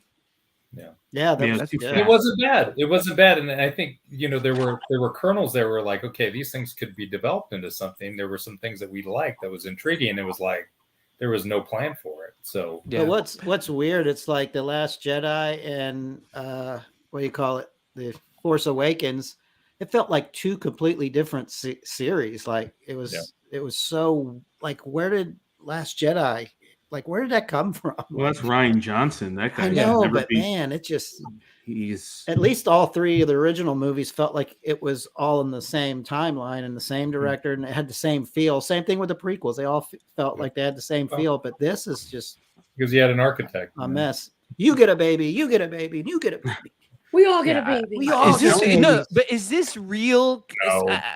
There's no way. I honestly think that she drank the blue milk, and this is the product of it. Oh, good lord! I'm not even gonna say it. I'm gonna be. I don't want to say anything. I'm gonna be a good boy. Me too. I'm gonna be a really good boy. No more. Was it scissor clawing talk like we had? Hell yeah. I had like one person come up to me this weekend and told me that they saw. They came up to me and went like this, and I was Scissor like, claw. "Huh?" That's awesome. I looked at them and I went, "Huh?" And That's they were the like, next. "Scissor clawing," and I was like, "Oh yeah, scissor clawing." That's the next T-shirt. oh my god. You gotta do my hands going. Like Oh that. yeah, oh yeah. So anyway, getting back on track here. Yeah. But so here's the timeline. So the Dawn of the Jedi is supposed to be. Let me just pull up that picture. Just to talk about it real quick. Some of the latest movie announcements. And remember what I've been telling you guys is like that's what I kind of miss, right? I miss going to the movie theater to watch a Star Wars movies. And it's great that we're watching everything on Disney Plus at the comfort of our own home, but I miss sitting down, seeing the opening crawl. Don't worry, man. Disney Plus subscribership is not what it is. You might be watching Star Wars only in the theater soon because they're bleeding. They're bleeding. Yeah. What is it? In 3 weeks, you guys can watch the 40-year anniversary of Return of the Jedi. Yeah, which I want to, and I'm definitely So gonna look be for it, more. Jedi. Yes, and if you can imagine watching that in IMAX or like a Dolby Hell Digital, yeah. like oh my goodness, count Hell me yeah. in. Anyway, so I'm a here's Jedi like my father before me. Come on, best lines in the OT trilogy. What's up, Gabe? Say hi to Gabe. Thanks for Hi, stopping by. Gabe. Hey Gabe. What's up? So Lucasfilms has announced 3 new film projects at Celebration. James Mangold will direct a film covering the first Jedi to wield the Force set 25,000 years before the films. I honestly think this is the start of the Old Republic. Yeah. That's why I'm really excited for this movie with James Mangold. He did Logan, and just to name one of the few good movies that he's directed. Peyton Leopold, starring Hugh Jackman. Wait, he did? Yep. No, did he? Yeah, he did. I was about to say. Oh, yeah, no. that was the reason Hugh Jackman got him onto the Wolverine properties because he enjoyed working with him on Kate and Leopold. Oh my God, Jason! Just kidding. Oh, that's interesting. Is he another holocron of what is it called, of knowledge? Jason? Yeah, Jason knows a lot of stuff. He's actually made really, really good points today. So, Dave, I'm excited about this too. I think the only thing that's worrying me is if Indiana is a mess. Oh, I think he he directed- a mess. he directed Indiana. The new one that's coming out. The dialogue. Yeah, but if Oh it's a my mess, it ain't his fault. Yeah, I give if him a it's pass on that one. Yeah, but it was Yeah. a question that I asked the guys in the group chat this weekend. I even said to them, I go, why did Harrison, like the guys ended up answering it for me, but if what was it, the last Indiana Jones, the Crystal Skull. Oh, Yeah. God, if it brutal. bombed so bad, like why did he come back? I don't know. But they I don't said know. because he loves that character. He does. He really does. he loves that character more than Han Solo. Yeah, that's for sure. That's for sure. Dave Filoni will direct a film set in the Mandoverse, which links the current D+ series together. And to be honest, I heard this is the last, this is how the whole Mandoverse is going to end, or at least the Mandalorian series is going to end. Why with do this they new- want to end the Mandoverse? That's what I don't understand. Because it's just tying all the shows together. Yeah. So that I- we're gonna get yeah. Clone Wars, Rebels, Mandalorian, Book of Boba Fett. They're all gonna be one massive tying. Yeah. Because And I was going to say, even Gabe wrote here talking about Filoni's like a Rebels feature film. That would be really cool. Oh, yeah. Just like an independent kind of off on its own doing live action Rebels. Well, and if you could tie it all together, like it's Thrawn is ultimately right. You have to overcome, and you kind of that's the Thanos. Maybe that's right where what's getting built up. But at least you kind of have a plan to end somewhere where it's going to be the kind of this grand finale. Yeah. Well, Which like I don't know. Oh, go, PJ. Sorry. No, I was gonna say real quick, which like less is more. For me, one of the best TV shows ever made is Breaking Bad, and they did that in 5 seasons. Yep. They didn't have to do it in 10 or 20. Like that just ended perfectly, and I don't need more Breaking Bad like shows or spin-offs. Like I'm happy with that, even though they have a Better Call Saul, which is a total spin-off. It's really good. Yeah. But I just think that Breaking Bad ended perfectly, and I think if they could just kind of like end everything all together with just a big, huge movie, and Dave Filoni's directing it, my goodness, count me in. You don't want the show to jump the mythosaur at some point. So we're working on that. Speaking of the mythosaur thing, I mean, back to Mando. Now, Bo-Katan didn't tell him about the mythosaur in the water, even though the mythosaur pulled him down. No, it didn't. I think it was the weight of his Beskar, right? He fell 300 feet down like instantly. It was a giant hole. I mean, you think how that mythosaur is so ginormous, like that pond is so deep, and then that Beskar is pretty heavy. I saw it as like he got yanked. I didn't think he actually fell. Yeah, no, he fell. He fell. Yeah. And then Sharmeen Obaid-Chinoy will direct a film featuring Rey rebuilding the Jedi Order 15 years after the Rise of Skywalker, defending it from the people that want to tear it down. Are you talking about the fandom? Well, yeah, exactly. They should totally call it the Return of people. Palpatine. I would totally be a fan of Mini Palpatine. That right there is a merch. Disney, if you're listening, I want Baby Palpatine. Now. Like a mini me and Austin yes. Powers. No, he's a little and then they can culminate it with Baby Palpatine fighting Grogu and in a lightsaber battle. Guys, kick Dom out, please. Get him out. So anyway, here's Dawn of the Jedi is the beginning of the timeline, right? And then you got the Old Republic. The fact that they're addressing the Old Republic gives me hopes that we are going to get an Old Republic, right? Yeah. And they've been, if you look at some of the new collectibles that's being released right now, there's a lot of them are Old Republic stuff. Like General Giant's releasing a lot of Old Republic figurines. Hasbro has like a new Old Republic line that's being released as well. So yeah, and then you got the High Republic, which the High Republic is Disney's own like creation, so they're really pushing hard with that. It's unreadable. Has anyone read it? Yes, I own almost all the comics. Oh my god! Fight! It is unreadable. Dude, kick Dom out of here. That's so bad. Yeah. No, but it's like anyway. Go ahead, proceed. Yeah. So the High Republic is being released. And obviously, they already invested a lot of it with the comics and the books, and now the Acolyte series, which I think in the Acolyte in the trailer that was shown, one of the characters was actually, in the comic books or something like that. So interesting. And then we had the Fall of the Jedi, which is basically the prequels, the Rise of the Empire, which is basically, the original trilogy, the Age of Rebellion, which is Mandalorian right now, the New Republic. I feel like that's also Mandalorian. Well, Age of Rebellion, that's the old. That's the OT. That's OT. That's OT. And then the one before. I don't think they're showing these as like properties they're going to produce, but just kind of showing you where everything falls in the chronology. Rise of the Empire is like Revenge of the Sith, and well, I do remember a while back they did say that they were trying to at least have like about 10, 15 years worth of Star Wars stuff pushed out. They can't write that far out. They can't write one season out. I know. And then you got the rise of the First Order. Oh boy. Yeah.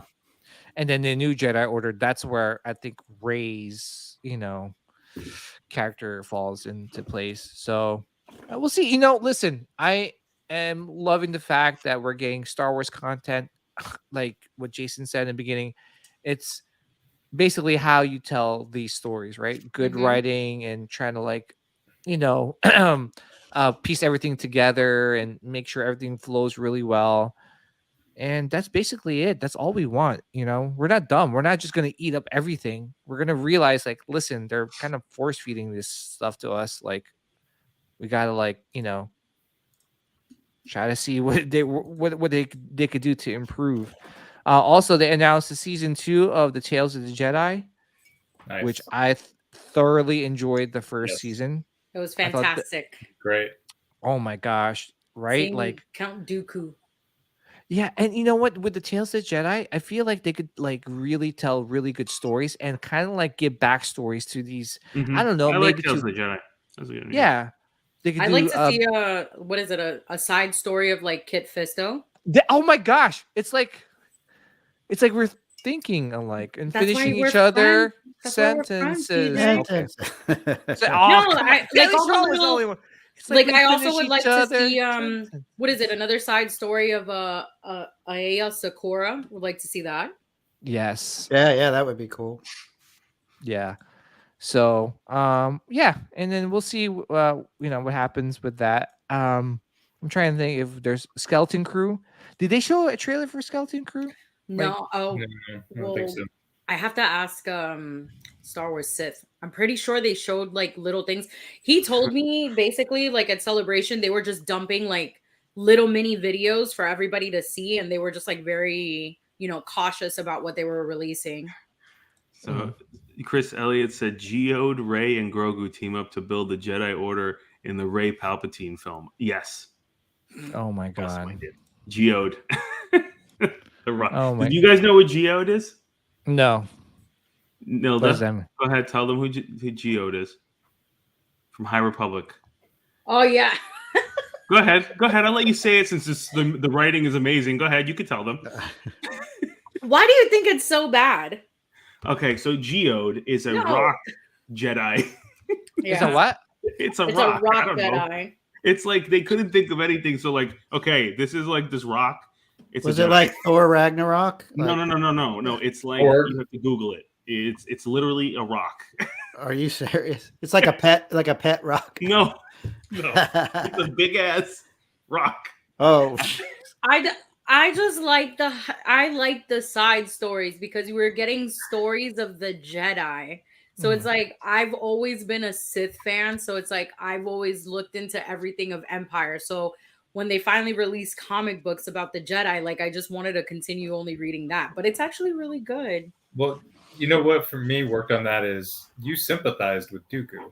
He wasn't just yeah. Now you understood his conflict, and that was it. We actually wanted to see conflict in this character. Yeah. He started out one way, probably felt a little jealous that his Padawan was accelerating at a level he wasn't, was being somewhat overlooked, was conflicted. Dooku movie. Yeah. Oh, dude, that would be, like I said, if you just did these independent movies, just telling these characters backstories, there's their backstories. I think though awesome. There's a real hunger. I mean, realistically, we can go back and back, but really, I think we got to focus on the future. What happens after Rise of Skywalker? Where does this go? Well, and you got it. Because I think there were interesting ideas that the Force could evolve, or there could be other things to discover within the Force. It's just it didn't go anywhere. It's maybe there's more to the Force than just what we've seen. I'm open to that, but you got to explain it. You got to have some rationale behind it. Yeah. I think the one thing I will say about Celebration, even though I'm going back to that I was super excited that they did announce was Kathleen Kennedy did say that they were not in production whatsoever for Kenobi season 2. Oh, thank goodness. Yeah. Please. When that question was asked, she said that is something later down the road that we would have to think about, but she's that is not in our thoughts whatsoever. That has probably been the most hurtful project to me. Yeah. Yeah, Back here. please just leave it. It ended well Yeah. as it can be. Just Yeah. leave it where it needs to be. It's Jason, did you watch the 2 hour Kenobi, the 2 hour movie of No, it? So no. good. Dude, it's so good. So it's like watching a movie. Yeah. Okay. I have it. I'll have to upload it to you on Dropbox or something. But Yeah. So No. good. I'd check it out. it But- really makes the series much better as a 2 hour movie. yeah. But honestly, we don't really know much about Skeleton Crew, so I'm excited. Like what Sean said, I'm very excited for that. I feel like that's going to be a sleeper hit. Mhm. Skeleton Crew just sounds like a crew that's, I don't know, it's like almost like a Rogue One type of feel, right? Kind of if they're- Goonies, like Goonies. like Goonies, like something's Yeah. up, and they need to do something that will drastically change the Star Wars universe. Is there I don't know. anything- See, I'm excited for Acolyte because of the fact that they're showing. I sent you guys the trailer, right? Mm-hmm. Yeah. You saw they've got like samurai style fighting, and I love that. The samurai look of Star Wars. Yeah, Yeah. yeah. I'm sorry, Yeah. Jason, you were saying something? Oh no, just Skeleton Crew. And I've heard that too. No, I'm interested to see how Acolyte plays out. But for Skeleton Crew, is there any kind of story synopsis or anything that's been shared? It says, I'll read something from the article gonna here. It say. goes, Kathleen Kennedy said that the approach to this series is similar to the tone of 80s Amblin movies. Skeleton Crew may star kids, but it's not just for kids, I hope.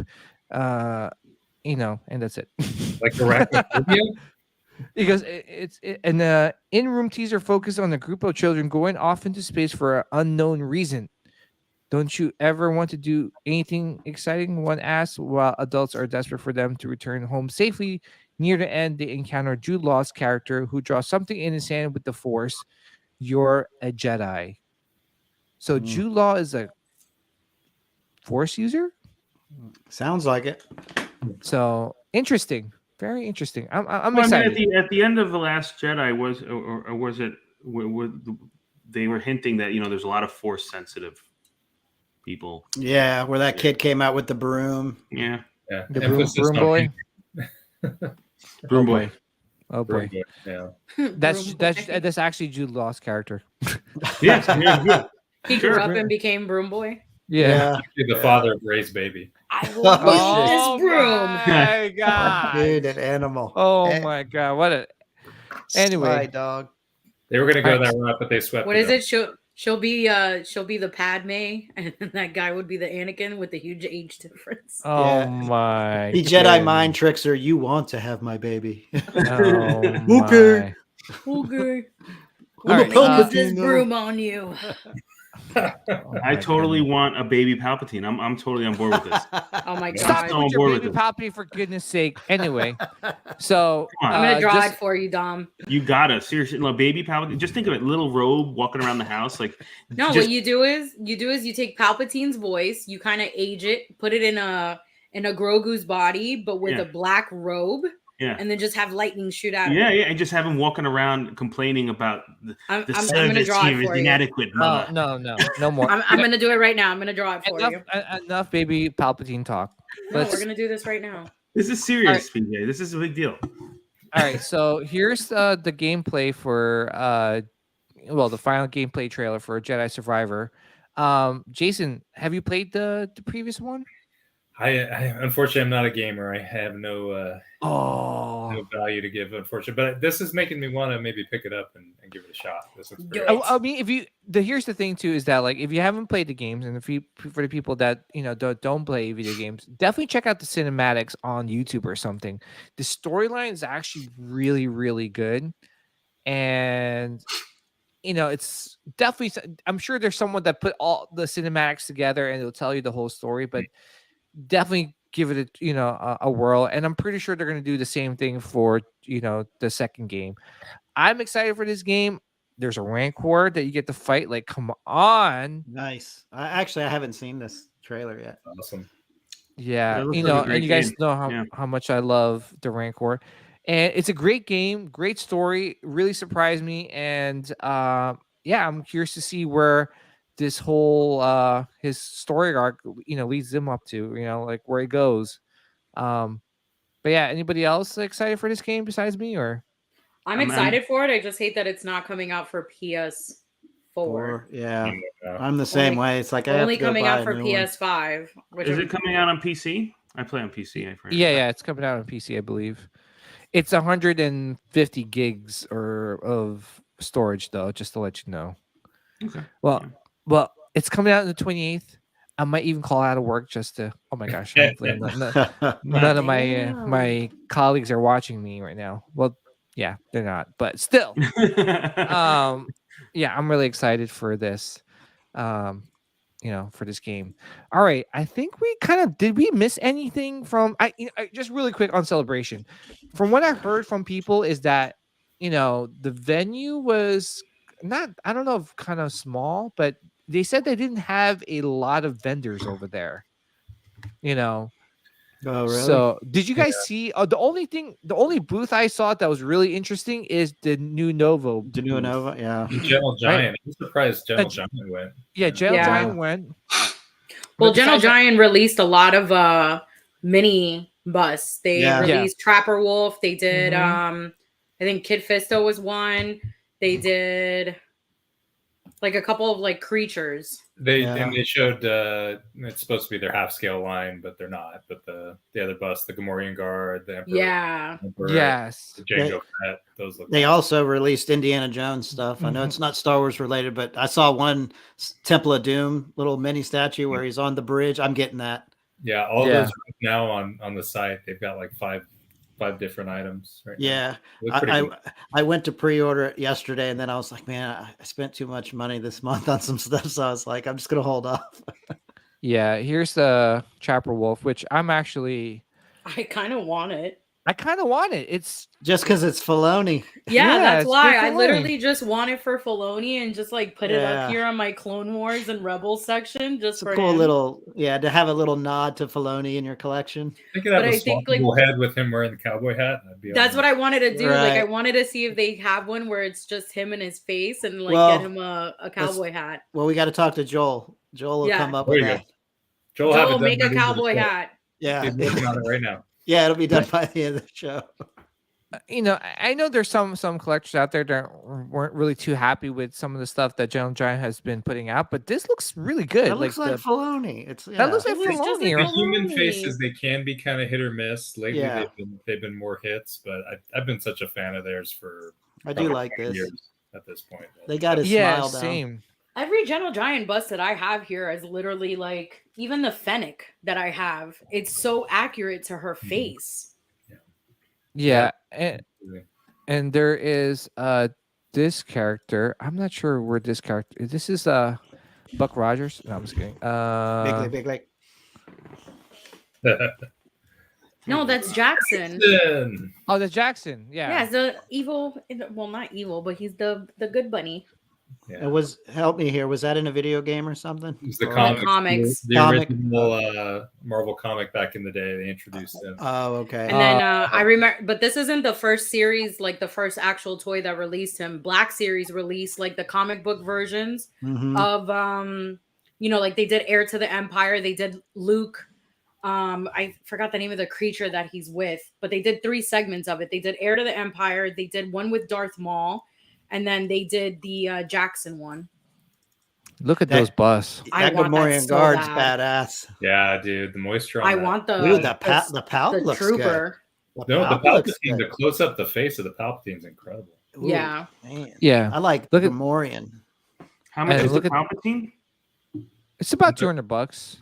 Yeah, they're usually under 2. Yeah. They're great busts. My Vader bust that I got from them, I got it for like $180. That's not PVC, is it? No, that's Polystone. That's but I'll tell you this, like nice. Scott Barry's wife, Janine, like we talk about these little mini busts all the time.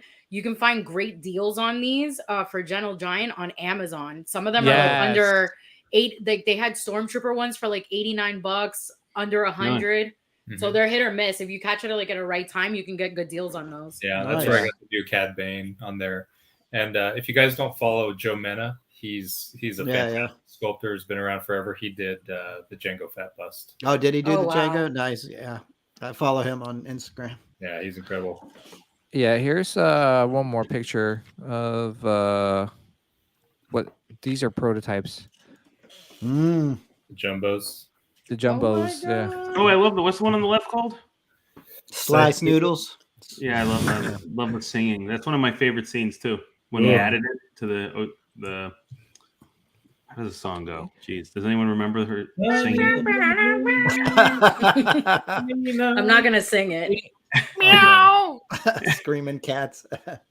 Yeah. But Gentle Giant actually, I know I keep diverting back to Indiana Jones, but they did a jumbo Indiana Jones retro figure, Oh wow. which I thought was cool because when I was growing up, I had the original retro figures and the Well of the Souls and all that. And I miss my. I had the original sideshow Indiana to Raiders of the Lost Ark PF format. Yeah. I'm getting this. The leather was From rotted. far away, it looks like he's holding a lightsaber.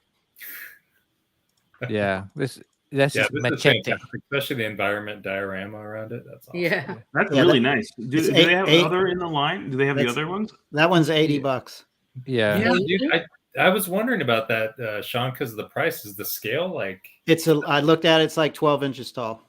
Okay, that's And then not there's the jumbo from the original action figure. I actually still have the original action figure from when I was a kid. I love that scene when he's when Short Round is like what is he doing? We're going for a ride. Yeah, hang on, lady. We're going for a ride. Usually you have to pay double for that, but If you go on Amazon Prime, all the Indiana Jones are on there. I was watching the Temple of Doom the other night. yeah. Oh, that's the best one. I love that one. And Well, that- for me, I love love I love Temple of Doom because of the actor. Indy. Shakti Yeah, but- Day. Wait. Is this monkey brains? Oh, I still get Drop the the heebie-jeebies stones, with Dr. Jones. You'll be found. But you won't. You won't. In Temple of Doom, the opening scene at the where they're singing that song in a Oh yeah. in a different in a different language. That was one of the best opening scenes Spielberg has ever done for a movie. in Club Obi-Wan. Yeah, but Raiders opening scene was phenomenal. You can't beat Raiders is good. Can't beat Raiders. But growing up, like Temple of Doom, like was my favorite because of my age at that time it came out. But as I got older, like Raiders of the Lost Ark's the better movie. But I mean, if it wasn't for Star Wars, I would collect all Indiana Jones. I love it. Yeah. Dude, But again, the face melting scene at the end of Raiders still holds up. I mean, that. Yeah. oh yeah. Okay, you guys ready to talk Ahsoka trailer real quick, and then we'll dive into some collectibles. Yeah. And then after collectibles, then we'll dive into Bounty pickups. I don't think we have time for bounty pickups. We'll probably do Really? the Mandalorian. I pulled them all out. I bought stuff just for the show. I took them all All right, out. we'll do a quick bounty pickups. We'll do a I quick promised to bounty. be fast. Okay, all right. You know how many times Everyone I've wants. said that? Everyone wants to. Okay, we'll do it. Let's talk about the Ahsoka trailer. All right, guys, we'll do this together. Save some time. Oh yeah. So Oh my God, here I'm it gonna is. cry. We watched this like probably 10 times. No, homie. I watched it like 50 times. Oh, okay, I'm so sorry. Oh my goodness. So Because what the is thing this? is, you have to understand the beginning of this walking scene. Like for anybody who loves Ahsoka, this just brings you back to the end of Clone Wars when she's walking to the pit grave of all the dead clones. Like it just brings you back. Yeah. Jason, do you think this site looks familiar? Do you think this is like, I don't know. I think someone was saying that she's drilling a hole into the world between worlds, like an area of where the world between worlds would be. I don't know. Yeah, where is she? Where is that? I initially thought maybe Jeddah, but What were the three characters on the wall that was the entrance to the world between worlds? Was it a family or? Yeah, it was the I forgot the Mortis. name of them. Oh my god! Because I feel like Jedi, he knows this. because I feel like that's the entrance. The mother, like, the son, the Mortis, and the I don't know. Yeah. You got the Loth cat. Oh, I love him. I can't wait for them to Oh. release a toy of him. Meow. Meow. Natasha Lou Bordizzo. I just Perfect wish casting. she would have had shorter hair. Whatever hair she has, I'm still in love. Yeah. But how cool is this scene? Yeah. They seem to be like protectors of this area. Yeah. It I think almost it's a seems like temple. it's like maybe she was coming out of that hole she went down to, and then maybe they were waiting for her. Yeah, what are these? Are they robots? Are they droids? They look like it. Look at the arms. Yeah, Yeah. it's got Yeah. It's got joints in the arms. That's a Yeah. droid. Yeah, looks badass. Yeah. Look at that. At least the Man. CGI is good. Mhm. Yeah. Everything about this trailer is good. By the way, it's so good. Yeah. I'm thinking this is all directed by Filoni, right? Yeah. Yes. All the episodes. Yeah. The it's thing gonna be- is, so this that was released for us to watch was not the trailer that everybody got to see at Celebration. They got an extended trailer. They got an extended trailer with the actual first look of Thrawn's actual face, and you got to see more characters. And Star Wars Sith tried to record it for me, but I told him I didn't want to see it because I just want to watch the show. Yeah. Yeah. And this is coming out in August, supposedly. So Yeah. Yes. And Harris played by Mary Elizabeth Winstead. Ewan McGregor's wife. Yeah. Death Proof. Damn you! See, that's why I even hate Kenobi even more. Miss Damn Kenobi. it, Miss Kenobi. Miss Kenobi's hero. Oh, yeah. How She's a dare good you? actress, though. I like her. Yeah, she's Yeah. like a good actress. Wasn't she like? You just ruined everything with Obi-Wan. I'm just kidding. Yeah. Jason, what do you think about her casting and how she looks? It's so hard to judge on these things because it's so fast. Some people were talking about they didn't like the way she looked, and Elizabeth Mary Winstead's a great actress. Yeah. Her and Rosario worked together on Death Proof, so they've obviously Mhm. before, so that should make it easier in those scenes. Yeah. I like her. I don't think she looks bad. I'm not going to nitpick. I'm not a huge Rebels guy. I didn't finish the series. What? Oh man. Kick him off. Kick him But off. I'm finishing up Clone Wars, although I've seen most of Clone Wars, and then I'm going to roll right through all of Rebels. So I think she looks fine. More. I think people are being a little too Rebels pretty quickly. nitpicky. yeah, the one I'm excited about is Ray Stevenson, and we don't know what character he is, but Yeah. if you're not familiar with him, he played Punisher in Punisher Warzone. He was in Yeah. but he So- was great in a season of Dexter. Yeah. Antagonist. He's a great. So these two characters, it's Balin and I forgot what's the other Shin. girl's name. Shin. And Yeah. They were Jedis that decided to go rogue, and now they're just pure evil. Because she still has a Padawan braid. Yeah, Yeah, she's so Balin's Padawan. So wait, they're dark side now? Yeah, they're So- dark side. So the rumor is that they're dark Jedi. They're actually Jedis that survive Order 66, supposedly. Mm-hmm. And they are, according to Ray Stevenson in an interview, is that basically his character Balin is the type of character that he has a mission and he'll do whatever it takes to finish that mission. I have a feeling that mission is for him to kind of, I don't know if it's to like hold the timeline so it doesn't change, because everything seems to be involving the World Between Worlds. And so Jason, so I've been talking about World Between Worlds the whole time. You don't know do you know the context? I do, and I know how it ended with Thrawn and Ezra. Kind of Okay, gotcha. Yeah, so I'm somewhat there. I don't want to see it reset. The sequel trilogy timeline. I don't know if that stuff just always seems too convenient to me. Just new good stories that keep it in the same chronology, and it'll be fine. So the rumor is, right, like it's not going to reset the timeline. It's going to create a separate timeline for the sequel trilogy. And there's going to be a separate timeline where I guess maybe the new what's that called? It's basically what they're trying to boil it down to is that like Return of the Jedi, that's where it ends for most people, and then there's a continuation where if people want to follow that timeline of the sequel trilogy, they can. They're splitting it into two timelines or something. Like Avengers Endgame. Okay, cool. Yeah, sort of. Yeah, pretty much. Yeah. So here's my theory on this: if they really want to go, that route, Ahsoka has one motivation, right? And Well, but she really, really, really wants to save her master, Anakin. I think that's her entire motivation. After he fell. Yeah, I don't think that's her motivation. I honestly think her No? motivation is to stop Thrawn. I think Thrawn's motivation is to change the timeline where he is the heir to the Empire. I think this show is going to be about the comics. Yeah, well, it's the expanded universe Yeah. heir to the Empire. So 'Cause the- weird. I was going to tell you one weird geek thing about that I learned about this show was so the last names to these two characters for Balin, their last name is Skull in Haiti, and I don't know if you really know about like Norse mythology. One of their last names mean one who mocks, and then the other one means like one who hates.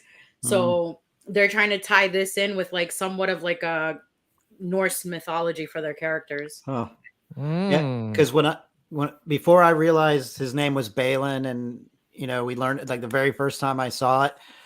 Before I thought it was George Clooney being the actor, and then I realized it wasn't. I really did. Clooney with the beard. I'm like, what the hell is George Clooney doing in freaking Star Wars? But no. But then I kept thinking, well, maybe she's in an alternate timeline, and that's what Anakin aged if he wasn't all burned up. Another reason I thought that, just for a split second, because when he was in the hallway and it almost looked like the Tantive, right? Yeah. And then I saw that he actually had a character name, and I was like, okay, forget about that. But an interesting theory. Yeah, it was just like, cool. ooh, that would be cool, But yeah, this is man, I cannot wait for this series. Yeah. So, by the way, I know I made a little post on Facebook group where I was kind of like, this is the orange saber, right? I have no issues with orange sabers. I've been playing Knights of the Old Republic MMO. Cool. Why is everybody hating on the orange saber? I love it. Yeah. No, I don't know if everyone's hating. I don't hate it. I love it. But here's the thing too. I feel like they're using too much, because if you notice in Kenobi, they are actually using the actual lightsaber blades that really.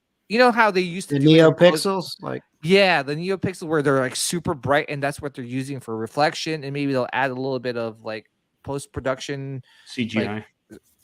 But they're like, it's not as much as what they used to do with some of the prequel stuff. And I'll show you. Let's see if I'll pull up a picture. The prequel sabers had a unique. Yeah, they were like brighter, right? They had like a more like, compared this to what I would pick, what I would like them to have done. Yeah.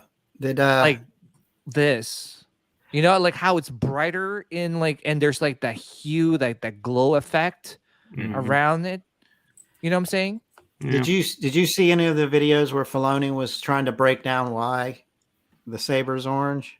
Yeah, because of the they were basically trying to do reference to the original like color of the saber. Yeah, because they were saying that Vader's saber was never really red, and it kept flickering and going out, and it wasn't really like a solid red.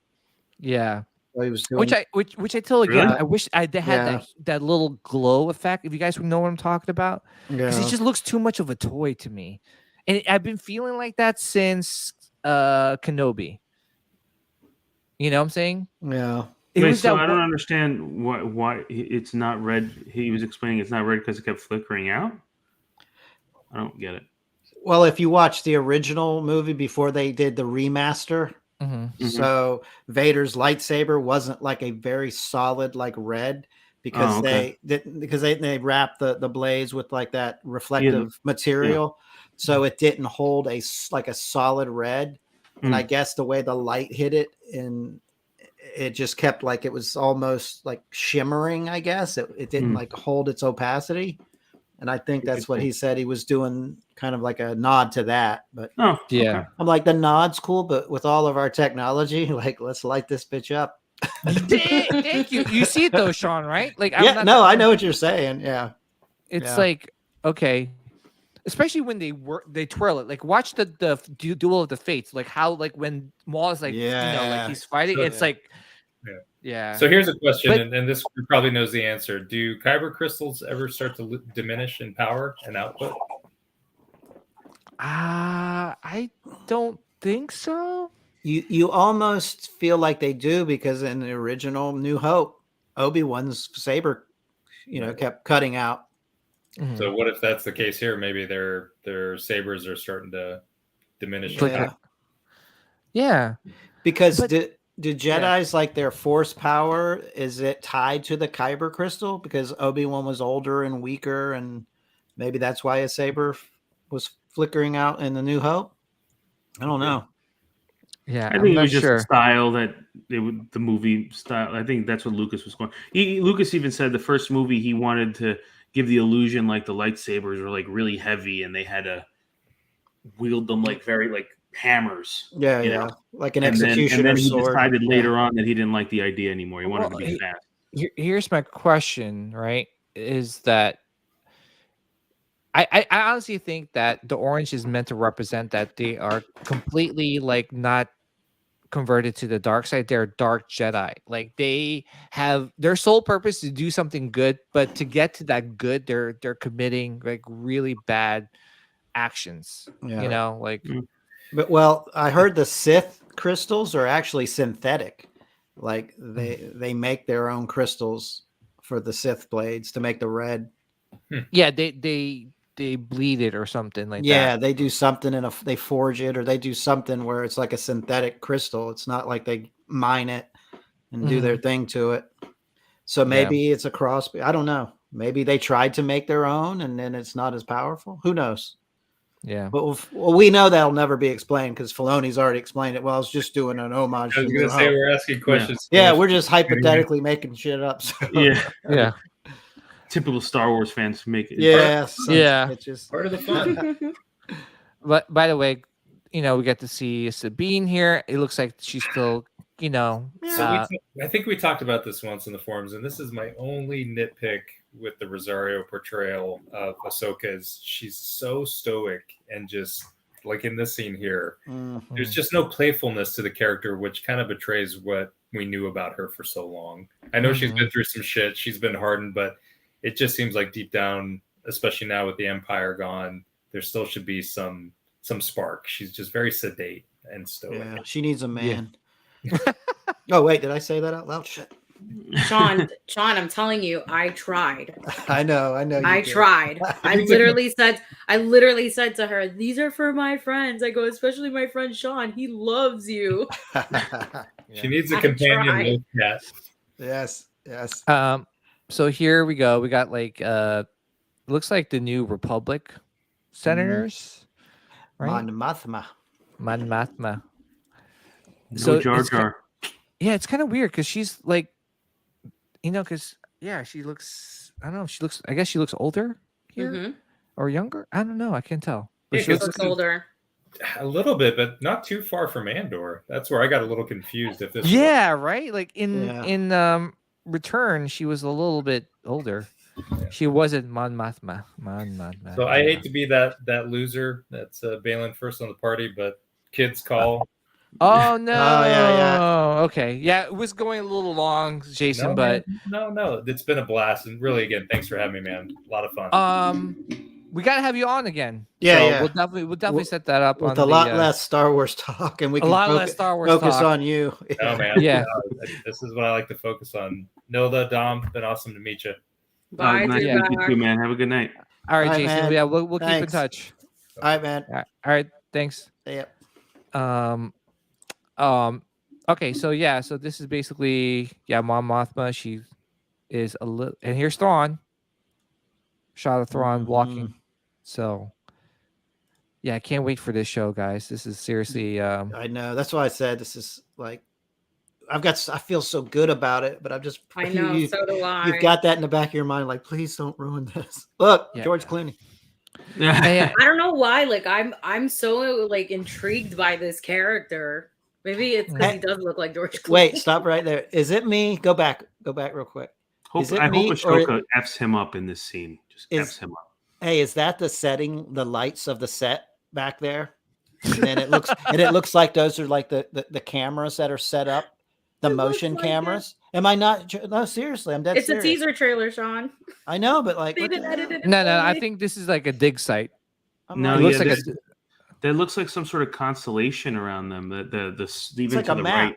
Yeah, the map. No, that's the world. Yeah, it looks like the world between worlds, and I feel like this is a major fight where either Ahsoka's trying to stop him or Balin's trying to stop Ahsoka.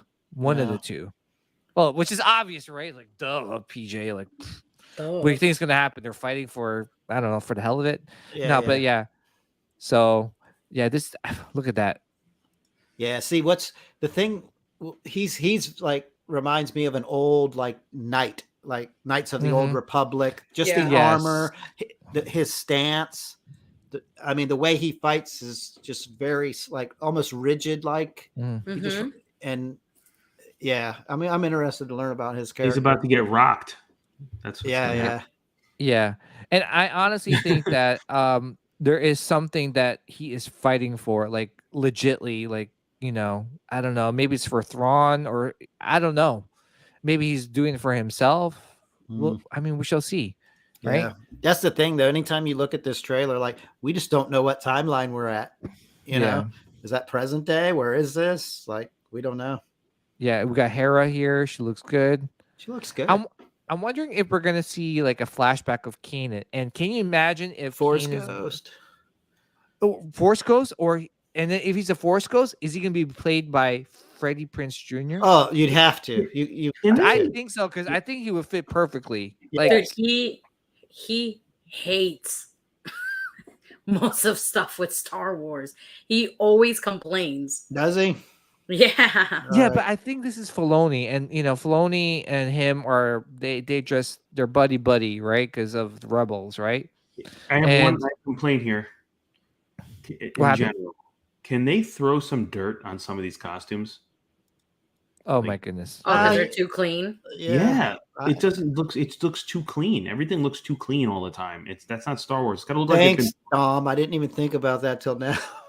Yeah, but that's every time I watch any of these shows. Like even with Mando, everyone's walking around looking like they just got out of like polishing their costumes. Like Jesus, throw some dirt on it. Dude, I love that scene right there where she uses the pillar of the wall to like lean forward. Oh, it's gonna be. Look at see. They're fighting in the world between worlds. I'm telling you, this is gonna be an epic fight scene. They're battling for something here, which is gonna be super important. And I like this girl. Yeah, she's a Jedi braid. Hamana, mama. Yeah. And see, here's the scene too. Like this is from Rogue One. This is supposed to be Vader, right? That's what I was thinking when I first saw this before I knew the character's name. I'm like, man, could this be Anakin if he never got burned up? Because this looks like the Rogue One scene. Well, if you go on IMDb and you type Ahsoka cast, Hayden is listed on there. Really? Yeah, he's supposed to. Do he is supposed to be doing like an appearance, but they think it's a flashback. It's either flashback or stuff from World Between Worlds. Yeah. Yeah, I hope there's a lot of. See, look at this. This is just like the Tantive. Vader. That's like Tantive 4 right there. Like, yeah. Dude. I love that we're getting Ezra. Yeah, there he is. So, I feel like he in this scene, like, why is he here? Did he? I don't know. Did he mess up the timeline? I don't know. Here we see Ezra. We don't see a close up of him, but we get to see Ezra and Sabine like mourning him. People are saying that this is Barriss Offee right here. Yeah, that's what everybody was saying in the forums that is Barriss because she is listed on what is it called on IMDb as one of the cast members. Yeah, and how cool would that be? What is she? The 8th sister? What is she? The 20th sister. She's the 25th sister. Yeah. But oh man, I am excited for this. That was cool. Oh my god, this show better be good. Oh, I know. It looks good. I mean, if it's all this, awesome. It looks awesome. It looks like a good show. Like right there, it's badass. There's a lot riding on this show because if this show doesn't hit, oh my god! Oh, dude, it's over. If they can't do this with all this stuff, it's over. But their stock's gonna drop. I'm telling you this: the first day, the premiere, nobody call me. I'll call you. No, my phone will be turned off. I'm literally gonna. I'll message you. She's taking off work. I am. I did. I already requested off. Nice. I swear to God, if it's like 28-minute episodes, I'm gonna lose my shit. It better be nice full episodes. Yeah, I'm sure it will. 45 minutes. Yeah, at least give me a premium show that feels like I watched the full show, not this 28 that drives me crazy. or make it less episodes. Don't stop making. Just make less episodes. Well, it's 8 episodes. All right. Man, it looks so good though. Jeez. Yeah, I'm excited. I've been excited since they announced it. Out of all the series that were coming out this year, I'm like, Ahsoka's the one. Like, I've been that's the hoping one. for this for 15 years. Yeah, I know you have. You guys know this. I've been waiting for this for 15 years. Wow. It's gonna be cool. You know how excited it is to love something for that long? Mm-hmm. I honestly think that I don't know. In Filoni, in Filoni, no. In Filoni, we trust, and I just have I've been saying this for ever since they showed us the poster of Ahsoka, and it's all World Between Worlds. This is our only chance to kind of bring the fandom together. That's why there's a lot riding on this show. Mm-hmm. So there has to be something. There has to be something because I want to like the sequels as much as the people that do love them. And there's got to be a way where we could bridge that gap and try to bring everyone together where we don't have to enjoy everything in Star Wars, but enjoy a good majority of it. And I think Filoni has done that with the prequels. He's got a good track record, and he's going to do that with the sequels. That's why in Filoni we trust. And I think it starts with this show. Yeah. I honestly think because he's a fan as much as we are.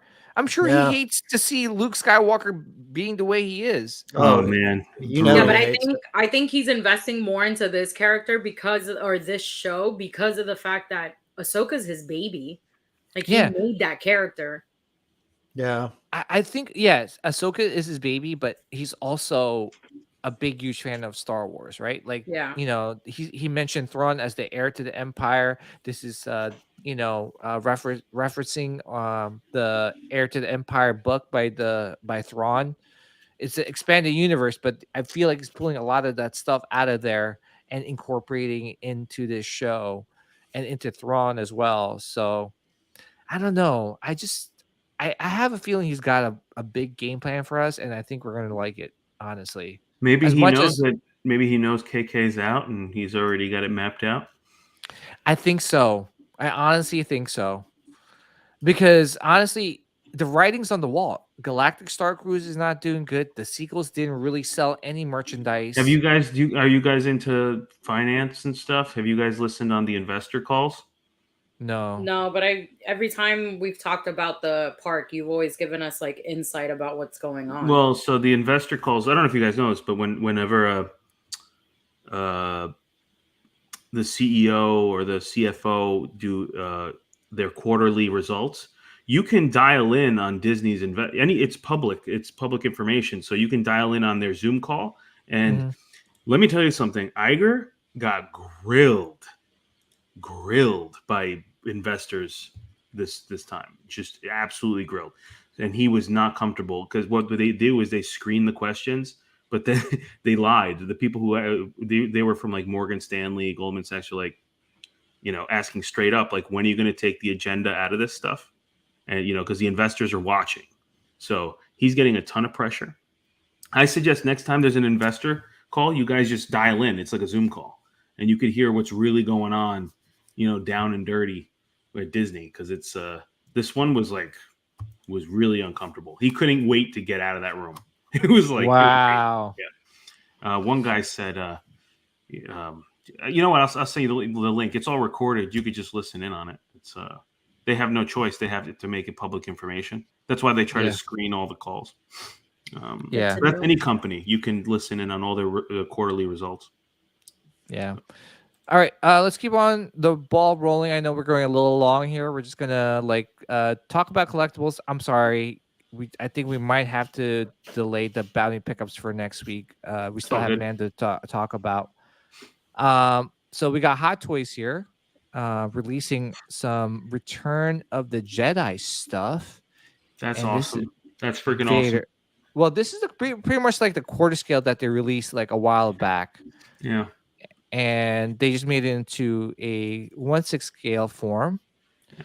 and it comes with like. So glad all I don't this- collect Hot Toys because this is something I would have to get. So it'd be like, Yeah, look, it's pretty cool. I don't know. Nilda, what you think about this? I bought it. Yeah. Get out. You serious? No, I literally went on Sideshow. I took out my credit card and I paid for it in full. Oh my gosh! Wow. Nice. The moment it got released, I literally bought it. Yeah, this looks great. I cannot wait until they send me the email going, your item is being shipped. Hell yeah, that's awesome. I'm so Yeah. excited that I wanted to make sure that this is coming straight to me, that I'm having it shipped to my job. Oh my gosh! Wow. So I Okay. have it. No, I don't want to wait to get home and get the texts and be like, there's a package. And then I'm like, fuck, I got to get home. No, Look, I he- want it in my hand. I'm going to open it at work to make sure it's good. And then I'll go home. Wow, look at he's throwing Palpatine. Palpatine looks pretty happy there. He's like, I will be reborn as baby Palpatine. Oh my gosh. What is it? Oh, wee. It's a me, Palpatine. Palpatine. What do you call this? Sean, are you picking this up, sir? I am not. It's Such a amazing. liar. No, I'm not. I Okay. have so many Darth Vaders. I'm like, oh my lord. But do you have that Darth Vader? I don't know. With that diorama? I know. Yeah. I know. And I loved it because when you go on Sideshow's website, how they were teasing you so bad, they were like, "Oh, do you want the collector's edition or the deluxe?" I'm like, "No, just fucking give us the deluxe. Don't Yeah, even I ask mean, us options." It is amazing. The Sebastian Shaw head sculpt is amazing. Yeah, Yeah. that is probably the most accurate head sculpt. But I think I talked to PJ about it, and he was saying that could be the shrunk down version of the quarter scale Vader. Yeah, it looks. I had the quarter scale version, and it looks Mhm. exactly like that. Yeah. Like It's to a- a T. But the only difference is that this has rolling eyes. So That is a phenomenal head sculpt. It really is. Like it looks is. just like he did in the movie. This is a fantastic figure. I would give PJ, this, since you always have the insights, do you know who was the sculptor? the sculptor of this? Yeah. No, I mean, I'm sure it's the same one as the one they did before, but yeah. I okay, don't so it remember. does have LED lightsaber too. Yeah, I mean, Yeah.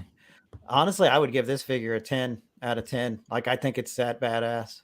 Yeah, I think so too. 10 out of 10. I'm still not getting it, but it's because I've Good for at that. you, man. Proud of you. Proud of you. Yeah, I'm not. I'm Am not. I I'm the not only one getting- who's buying it? yeah, I don't blame I'm you. not- The one who Like, bought it? Yeah. what was I telling you backstage about all the hot toys? I need to stop buying hot toys. Yeah. So here, we'll do this. When it finally arrives to my house or arrives to my job, I will unbox it live on There you go. Safecast. Oh, hell Oh, yeah. nice. We haven't done an unboxing since my Rancor. Yeah, so I know. I'll do the unboxing for this live Nice. when Yeah, it arrives. That's awesome. We'll do it. Yeah, I was gonna say. I can't. I have too many.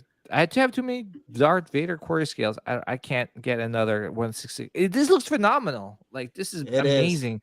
It is probably one of the best Darth Vaders you could probably own. You get the Sebastian Shaw portrait, which you never got with the other Darth Vader. You know. No, this is a winner. thing. This is definitely a winner. The all mask around. comes You apart. got, yeah, you got the interchangeable LED light up head, which is like you could see the insides of the helmet. That's how cool this thing is, Yeah. right?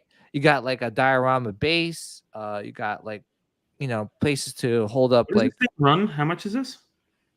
It's cost it's me- expensive. Yeah. Hold on, I'll tell you now To be honest, how I'm much I probably paid. I'm probably in the minority of this. Like the light up head is my least favorite part of this. Yeah, I mean, I'm not a. It's a I- cool new I- thing to do. Nobody. It's I've a never- good idea, Yeah. but Yeah, like the Sebastian Shaw head sculpt, hands down, sells it for me. But then I love the LED light up base where you can put your extra head sculpts. yeah, which Like, is like I think something that is they've a never done before. Yeah, that is and it lights up. That is a fantastic idea.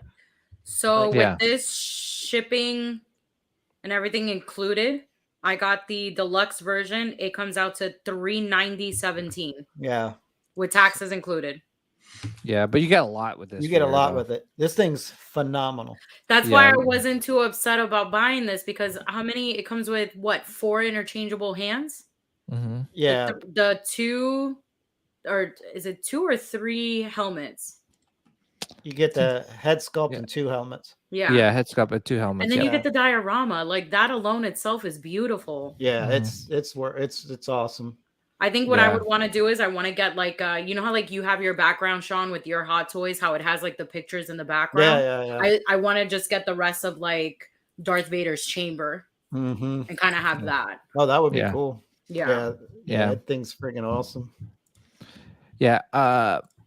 Okay, so Nilda's getting it. Congratulations, Nilda. It's a phenomenal piece. If I was still really like into Hot Toys as much as I was before, I would definitely get it. 1,000%. Well, the thing is, I'm very yeah. limited. The only reason why I'm still collecting Hot Toys is because I'm just very limited in my space. You know. Yeah, but that's a great figure. I know, but look, like I have 2 big pieces here. It's already taken up one whole entire case, one whole entire shelf. Where if I didn't have, the Moff Gideon, the TIE Fighter diorama on the bottom in this one, I can easily fit about maybe 8 Hot Toys there. Yeah. And that's a quality Hot Toy you just picked up too. That thing's amazing. Yeah. No, that's I mean, if you were to own one Darth Vader piece, it's either this one or the Kenobi one. And I think you went right with this one. No, this one. This one. I also had pre-ordered the Kenobi one too, only because I wanted the split. The split, but I wanted to put him with Ahsoka to have them fighting, so it looks like she's the one who split him. Yeah, this is great too. That's what's cool about 1/6 scale. They can do all these cool look at that pieces. Things they awesome. They won't take that risk with the quarter scale on some of this stuff. Yeah. Oh yeah. I was going to say, go back to that last one, PJ. So this picture, there was a lot of people. They were complaining that the torso is off. Like you could see the gap between that little cylinder piece on his breastplate, and his wires are very straight.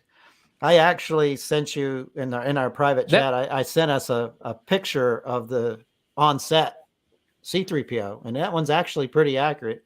Look how straight his wires are, and the gap between the, his belt line and his chest plate. It's like that's pretty accurate to that Hot Toy. Well, I'll tell you guys this: if you're interested in getting C-3PO like real life replicas, Anthony Daniels had announced at the celebration stage soon he's going to be selling all of his C-3PO props. What? Why? Yeah, bring out. I don't know. He was, they were interviewing him and asking him questions about, like what it was like to be, one of the main characters that has been in almost every Star Wars film. And then at the end, they asked him about like his little side projects of what he's got going on in the next couple months. And he goes, stay tuned. He goes, there's going to be a massive C-3PO auction. He said, I'm selling my whole entire collection. He said he's only keeping probably 2 items. Wow. Does he need money that bad? No, I'm just kidding. For 40th anniversary, is anybody besides Hot Toys putting out stuff? I'm sure there are, but I haven't seen I've only a lot. seen Hot Toys. Yeah. And like Loungefly and Funko. That's it. Yeah. And by the way, the best thing about this 3PO it's die cast. Oh, this is die cast? So this is a die cast C-3PO, which I've always wanted. And the fact that it's got Salacious, and it will go perfect with my Jabba diorama. Yeah. So the question is, Sean, are you going to get this? And the answer is absolutely. No, I'm getting this. Okay. Yeah. Because listen, I have it. I'm going to beat your question with my question. Okay. Is PJ going to get this? Is PJ going to get this? Yeah. I am going to get this, actually. See, things like this I could get because I think just by itself, like I don't have to go, I need all the C-3POs in my life. I could just get this and get R2 and call it a day. Yeah.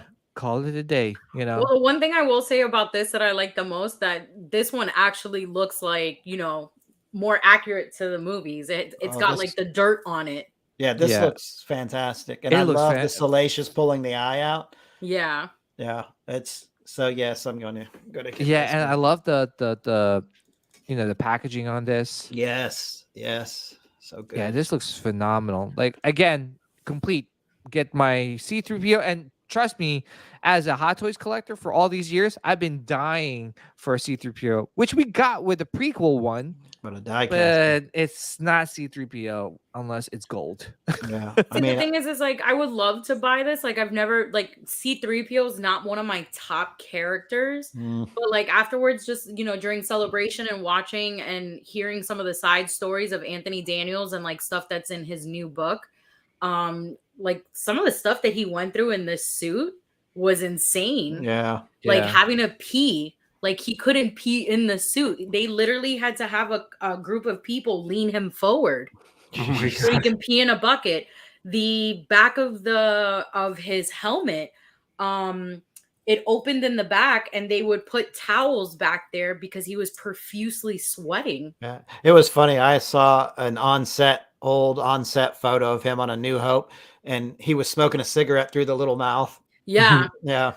Such a great picture. He kept saying that he was trying to like stick his tongue out because they were making fun of Warwick Davis as one of the Ewoks, and he was sticking his tongue out. And Anthony Daniels kept saying that he kept trying to stick his tongue out through the mask, but he kept scraping it through the little like slit. Oh my gosh! Oh man! But sounds miserable. It does sound miserable. Yeah. I honestly feel like he had the most miserable suit to wear out in like the desert filming. Fun. That is not fun. Yeah, I'm sure. Oh. But I think that's the reason why this suit changed so much for Jedi. They tried to make it as comfortable as they could for him. Mm-hmm. Yeah. But and it's C-3PO, guys. It's C-3PO. Dude, it's a die-cast 3PO. Yeah. I think the only thing I would ever want to own from C-3PO is just the head. Yeah. I will be having the C-3PO bus shortly. It's gonna be shipping soon. But I have to say, honestly, as a Hot Toys collector, I've been dying for this figure since I first got into Hot Toys collecting, and we finally are getting it. I'm not missing out on it, so yeah. One more thing we're gonna talk about, and we'll dive into Mando talk. Here's some Mando Media stuff that they released, some Black Series stuff, some DC shoes. What the hell is this? Oh my god! Oh, Grogu! It's Grogu shoes, guys! Yay! I don't get it. Well, what was it last year? They released Rebel and Sith ones. DC. Oh, we gotta have Jumping Grogu plushie. Man, Sideshow's not putting out any 40th anniversary pieces. I'm a little. Oh, shit. So so are those Stern? Yep. So I was choosing between the Mandalorian one and the OT. I went with the original trilogy one. Why wouldn't you? Nice. Well, after it solidified my decision. You made the proper decision. You made the proper choice. You have chosen wisely. Yeah. That one in the middle is the limited edition one. It's like $12,000. Wow. 12 freaking. Pinball machines are expensive. Yeah. They're super expensive. Yeah. There's a pinball museum here by me. It's like about 30 minutes away. Drugs you are can actually bad. go there and play. And they have some of the pinballs there are for sale, and they had a Mandalorian one there for sale for $19,000. Holy crap. Quick pinball Drugs story. are bad. So well, I was congratulations. There's a pinball distributor in Milford. It's about 45 minutes away from me. And I was there, and you think our collections we're bad. So I'm there, and I'm thinking I'm talking to a guy who works there. And then I find out after half an hour, he's like, no, I don't work here. I just collect pinball machines. I'm like, what? I've been talking to him like asking him questions. He's like, no, I just come here every week. I'm a collector. I'm like, how many pinball machines do you have? He said he has over 40 pinball machines. What? 40? 12? Wow. Wait, do the math, guys. Do the math here. Oh my God. He's got to make their minimum. The cheapest ones are like $7,000. The cheapest. And those are the little ones. Like they're the full size, but they're the pro editions versus the premium editions of the. But I'm like, dude, that's insane. He's like, yeah, it's an addiction. I'm like thinking to myself, damn, I thought my hobby was bad. Yeah, I thought cocaine was. I mean, yeah. So he spent like about like close to $400K in pinball machines. Yeah. Holy crap! And I asked him. Do you have like a podcast or something? He's like, no, I don't do that. I don't have a YouTube channel. I just follow a lot of people. I'm like, dude, 40 pinball machines. You should have like a YouTube channel or something. Like, I because don't there's a think he bunch needs of I don't think for spending close to 400K in pinball machines. I don't think he needs one. yeah. I He don't was think giving he me wants all this people knowing advice. where he It lives. was fun because I'm Yeah. like I'm not used to being the new guy in a hobby. I'm usually the one that's but he was like I was being introduced. He's like, oh man, you got to get this. Oh, you like Star Wars? Oh, we have a he said we. That's why I thought he worked there. He's like, we have a premium version in stock instead of the Pro, and that comes with the Millennium Falcon light up and the Death Star explode. So there's two versions. The regular one has the Death Star, but there's no loop that can go into it. In the premium version, you can shoot into the Death Star and it explodes. What? Whoa. That'd be awesome. Yeah. So I was like, well, I need to have that. That's what I Wow. need. So Did you get it yet, or are you? yeah, I getting ordered it, but it takes months to get it. Oh, dude, you Wow. got to do it. Can you do a live unboxing? Yeah, No, I'm gonna kidding. be a nervous wreck. Can you, Right. when you get it, can you do like video and then like come Yeah, on, yeah. on the podcast? And Well, you guys, I always invite you over, but you cancel on me with a Tim like over and over again. So no pressure. Call you I out. just I drove by your state the other day. I went to Boston, so You I was like- drove through my state. I Yeah, was he like, drove oh, past. Dom. He drove past your house. I was Did like, you oh, see Dom. the toilet paper on the trees when you came outside? I was like, Dom lives here. Oh, that's it. Okay, Yeah. so it's Mando time. Mando. Oh, there should be a song. Mando time. Oh I my know. gosh. We got to get 2 Scott hours Berry and to write 30 us a jingle. 2 hours and 30 minutes in, and we're finally talking about Mando. Okay. We'll save bounty pickups for next week. At least we'll have like a ton of things to talk about, including our bounty pickups. All right, we'll start off with our Sith Queen. Sith Queen, what's your thoughts are on this episode of Mando? So, like I said to you before we got on, Mhm. I already knew from you what was happening. So I was cursing out the TV the majority of the time. Yeah, just to preface it, guys, like I just because of what happened last episode, and I was really happy with the episode and with the Rey thing, and I was just like, oh my gosh, I'm scared. I don't know what's going on. Mando's not going where I need to go. Let me just look up the leaks so I could soften the blow. So I looked up the leaks, and yes, the leaks are true. And I sent it to Nilda because Nilda's like, oh, send it to me because I want to know. I'm like, are you sure, Nilda? She's like, yes. I So sent it to her. Yeah, so this morning I pull up the leaks on my phone and I start watching the episode, and the whole entire time I'm just like, holy shit, PJ was right. Oh my god. Oh my god. Oh my god. Oh my god, this is happening. And then at the end you just hear me going, oh my god, PJ. And my one coworker is like, who the hell is PJ? And I was like, my friend, he gave me the leaks. I was like, oh my god, I don't know why I said yes. Yeah. So yeah, I by the way, overall like the episode. yeah. Yeah, this was a pretty cool episode, even with the leaks, right? I love the beginning scene of this episode just because Blade you have- Runner. Thank you. Oh my Right. gosh. Yeah. I got to be Blade. honest. I got Blade Runner, and then remember the city scene in Kenobi? Yes, Yes. yes. I don't know why I feel like this is the same city. It looks like it. Looks It looks like exactly it. like it. Mhm. But I mean, like with the rain, like she's wearing the coat, like Mhm, Blade There's the Runner. Pro Yeah. Droid. yeah, and then you got the neon lights. And honestly, I kind of wish that like Andor took a little bit of like this like scene and added it onto their show, which we did get a couple like Blade Runner like feels, but this was like perfect. It just tied in pretty well. So this is like looked awesome. You got the what's that called? The probe droid. Yeah. Yeah, what do you think about the Moff Gideon? Even though I sent you the leaks, like, what do you think about the scene right here on Nilda? That's my boy. And like these are upgraded Dark Troopers, which I don't get it. Why We're they're getting calling? pathways of them. Oh yeah, Dude, absolutely. Yeah. but why are they called Dark Troopers? They're not even dark. They're not even dark. They're not even dark. They're I white. They're know. white troopers. Yeah, I didn't like Yeah, when but do he's you want like, to call oh, them light troopers? Oh my god. call him something bro. else, you know? Like, I like like I'm not a big fan of their body, but I do like their Oh. helmets. The helmets are fire.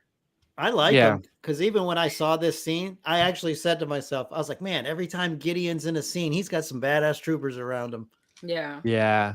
The one thing I love about this whole entire conversation here is like the whole back and forth banter about like everyone else is all excited about Thrawn, but Moff Gideon is like, yeah, I'm calling his bluff. He's like, I think it's bullshit that he's around. Yeah, he's like, I'm the new heir to the Empire, not Thrawn. Yeah. Yeah. So, sorry, I had to do something. Yeah. How about this? Wait. First of all, what would you give it out of 10, Nildo? 1 to What, 10. the show? Yeah. I personally, I liked it the whole entire episode. time. I just kept screaming, holy shit. So I give it a 9. Nice. Yeah. Nice. What was the only thing that, or what's the few things that you disliked about this? Well, one, that's this love. Oh, yeah. Yeah, that too. I actually got freaking terrified. I thought that when they captured Din, I thought they were about to kill him there.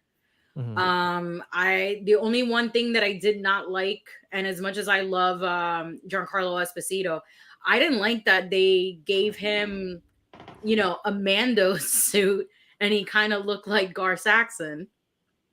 Yeah. Yeah, he was. And I thought that was his. I thought that was him. I was like, oh my god. Yeah, that was a nod to the Mandalorian Super Commander. Yeah. Or Super Commando that was part of Darth Maul's syndicate. Which this episode, like I love the title. It's called The Spies. Mhm. And, everybody thinks that maybe the spies was, the girl in the beginning who was talking to Moff Gideon. Yeah. But I honestly think that it's not them that are the spies. I think somebody, and I'm going to say this now on the show, I think that the actual spy is the armor.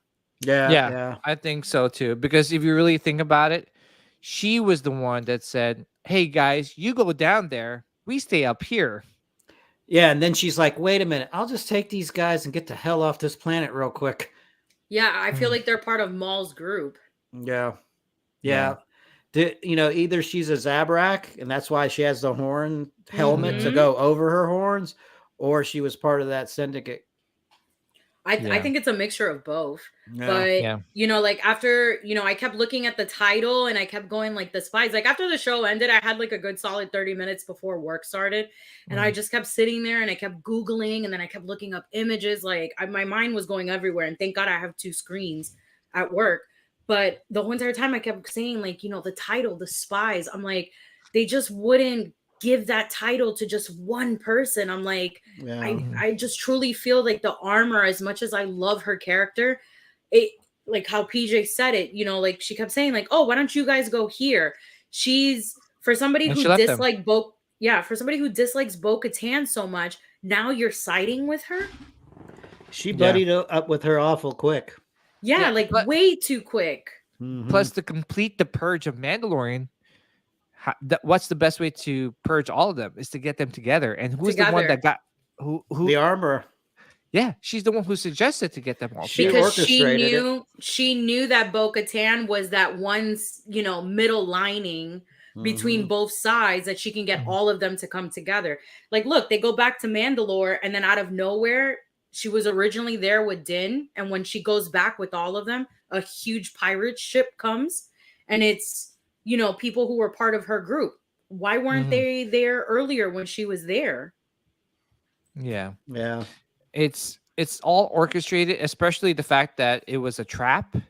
Where's what's his name? The fact that they already had a base set up, because they already had the ties hanging in there. They've been there for quite a while. Yeah. And then, what about those guys on that pirate ship thing? They were probably working for Gideon as well. Probably. But at the same time, like how, why didn't they not see them? Or, like when, Din and Bo went there, how come they didn't try to infiltrate them first when they were there? But it's because they wanted them to bring more Mandalorians. Yeah, they want to get them all in one's place.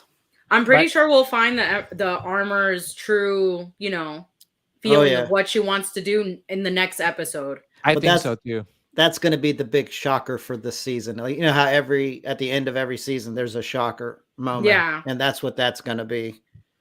Yeah, I think she's that, going to be a traitor. by the way, this guy, this officer, or this warlord is actually Captain Pelion, and he was mentioned in the expanding universe, Heir to the Empire. Dom, is Dom frozen? No, I'm here. I'm listening. Oh, Dom, you look like you were. Hey, Dom, did you read the Heir to the Empire? I didn't read This it. was like Thrawn's right hand guy. Right? Yeah, Yeah. this is and what did they call this like whole like syndicate thing here? Shadow Syndicate? Is that what it is? Shadow Syndicate, or yeah. I think it's Shadow. I have to look at. Yeah, this is it is like, the Shadow Syndicate. Okay. how cool is this scene Well, though? but did you guys notice? Then that's General Hux's dad right there. Which one? Oh, I thought it was General Hux, No, but then I kept thinking about it. I was like, that makes that no would be sense in the 30 time. years ahead. Yeah, 30 some years ahead. So that's General Shadow Hux's Council, dad. Neuro said. Okay, Shadow Council. That's right. Thank you, Neuro. Yeah, but that was Hux's dad. Yeah. Hey, Neuro, was the Shadow Council mentioned in the expanded universe? Yeah, I think so. That was part of like Darth Maul's thing, Mm-hmm. right? Yeah. It kind of revolved around that whole Mando Maul. But you could see that like they were talking about Thrawn, right? Like how he's going to be the heir to the Empire, right? But you could tell that Moff Gideon is not believing that. Like because he hasn't visually seen Thrawn. Remember, Thrawn disappeared. Yeah. So there's only certain people that actually know of his existence, and they're like slowly preparing for his return. Yeah. So Moff Gideon is probably that one percentage of people that I've heard whispers of Thrawn, but haven't really seen him. So that's why like he says to them, like Hux, is really Thrawn coming? Mm-hmm. Yeah, and I love how like they were like, well, Moff Gideon's like, can you help us? We want to like Mandalorians are a tough, like group of people. Like they're we need Praetorian guards. We need I need like was it like a whole bunch of like resources, including 3 Praetorian guards? Yeah, and then some advanced ties, some bombers, like. Yeah. And he wants to annihilate. And I was like, oh, Praetorian guards, here we go, sequel stuff. But these were cool. Yeah, these were cool freaking Praetorian guards. Hell yeah, I liked them much better. These were like, we came here to fuck shit up. Yeah. And they did. They did. Yeah. Dom, I know you didn't watch it yet, and thank you for allowing us to discuss it. Yeah, that's all good. It was, you definitely have to watch this episode. And if you know someone with the Disney Plus, I know you canceled it, but I rage quitted. I rage quitted. This was cool. I also feel this episode went a little bit more dark. Yeah. Oh, you want to know what I want? Like that scene right here, right where you got it paused, right there. Is that foreshadowing? Yeah. I'm serious. Like, you think they'll kill off Din, and then next thing you know, Grogu's going to go off of Bo-Katan? I think they need to get rid of him. Because if Pedro Pascal leaves, I mean, I don't know if they've got his voice if they're allowed to use his voice digitally or whatever, but if they ended up getting rid of Din, and next thing you know, it becomes, because that's the big talk was like, oh, the Mandalorian, it's not about one Mandalorian, which is complete BS, because they called a guy Mando in the first 2 seasons. Like, I hated when they try to bait and switch it.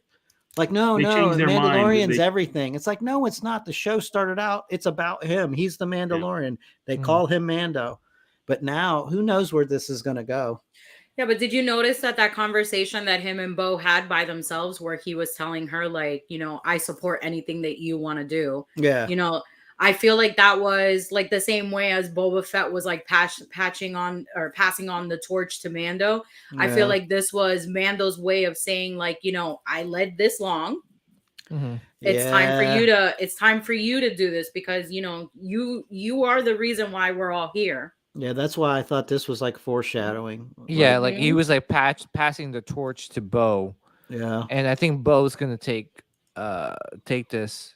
Because what, I think Pedro, he's blown up, ever since Mando came out, and he's doing Last of Us, and I heard that. Yeah, I think he's out. I think he's rumors out. are saying that he's not happy because he can't take off his helmet. Yeah. Yeah, but he's only doing one. What is it called? He's only doing one more season left of Last of Us, I believe. Yeah, one more season. Yeah. So, but this one is a cool shot, right? Yeah. Hell yeah. All the different Mandos. All right. So, how about you, Sean? What's your thoughts on this episode? I loved it, except for the one part, which we talk about IG-12, Grogu inside controlling him. And then they did figure out a way so he could speak. You know, here's the scene right here that we're talking about. Oh my gosh. Yeah. Dom. So basically, I was fine with the Babu Frick creature steering it. And then they were like, oh, we're going to put Grogu. And I'm like, oh no, here we go. Here's the start. Here's the beginning of the end for me. But then the more I thought about it, I'm like, okay, like, I know you're trying to appease all audience members. I am glad he's able to maneuver around on his own instead of Den carrying him like a baby all the time.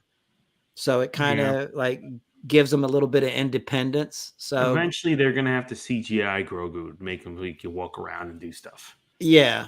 And honestly, that was probably Favreau's what he wanted, you know, hand him off to Luke. And then that's what I want. I'm like, hand him off to Luke. And then maybe 2 seasons from now, he comes back and he's a little bit bigger, you know, and then he can kind of maneuver around kind of like Yoda did. And he's more of like a Padawan Jedi. Like that would have been a great story arc for this.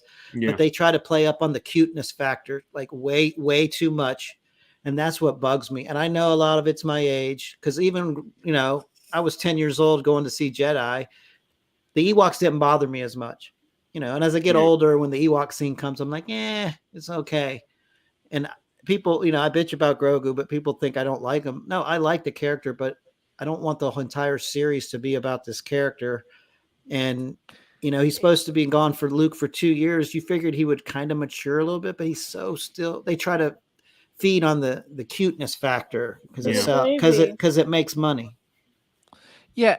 Well, the rumor is, and like I said before, I think I mentioned it earlier. I don't think it was a rumor. They're saying that this is coming from like straight, reliable sources, that Kathleen Kennedy kind of like forced like Jon Favreau to bring Grogu back to reunite. That's why think about it. The whole Book of Boba show. It's so weird to bring 2 Mandalorian episodes there. It's just I think that was accurate. I think he was like, no, this is how the story arc ends for now. We return at a later time. And she's like, no, we need to sell merch. We need Grogu. Absolutely. That's pretty much it. That's what happened. Absolutely. So. Yeah. And the little kids love Grogu. Yeah, but little kids also love to see Mandalorians. Like, you know, it's funny. Like, mind you, my youngest one watches Mandalorian with me, and he wakes up as early as I do to watch it. Right? He's excited. He always tells me, "Dad, don't watch Mandalorian without me," and I don't.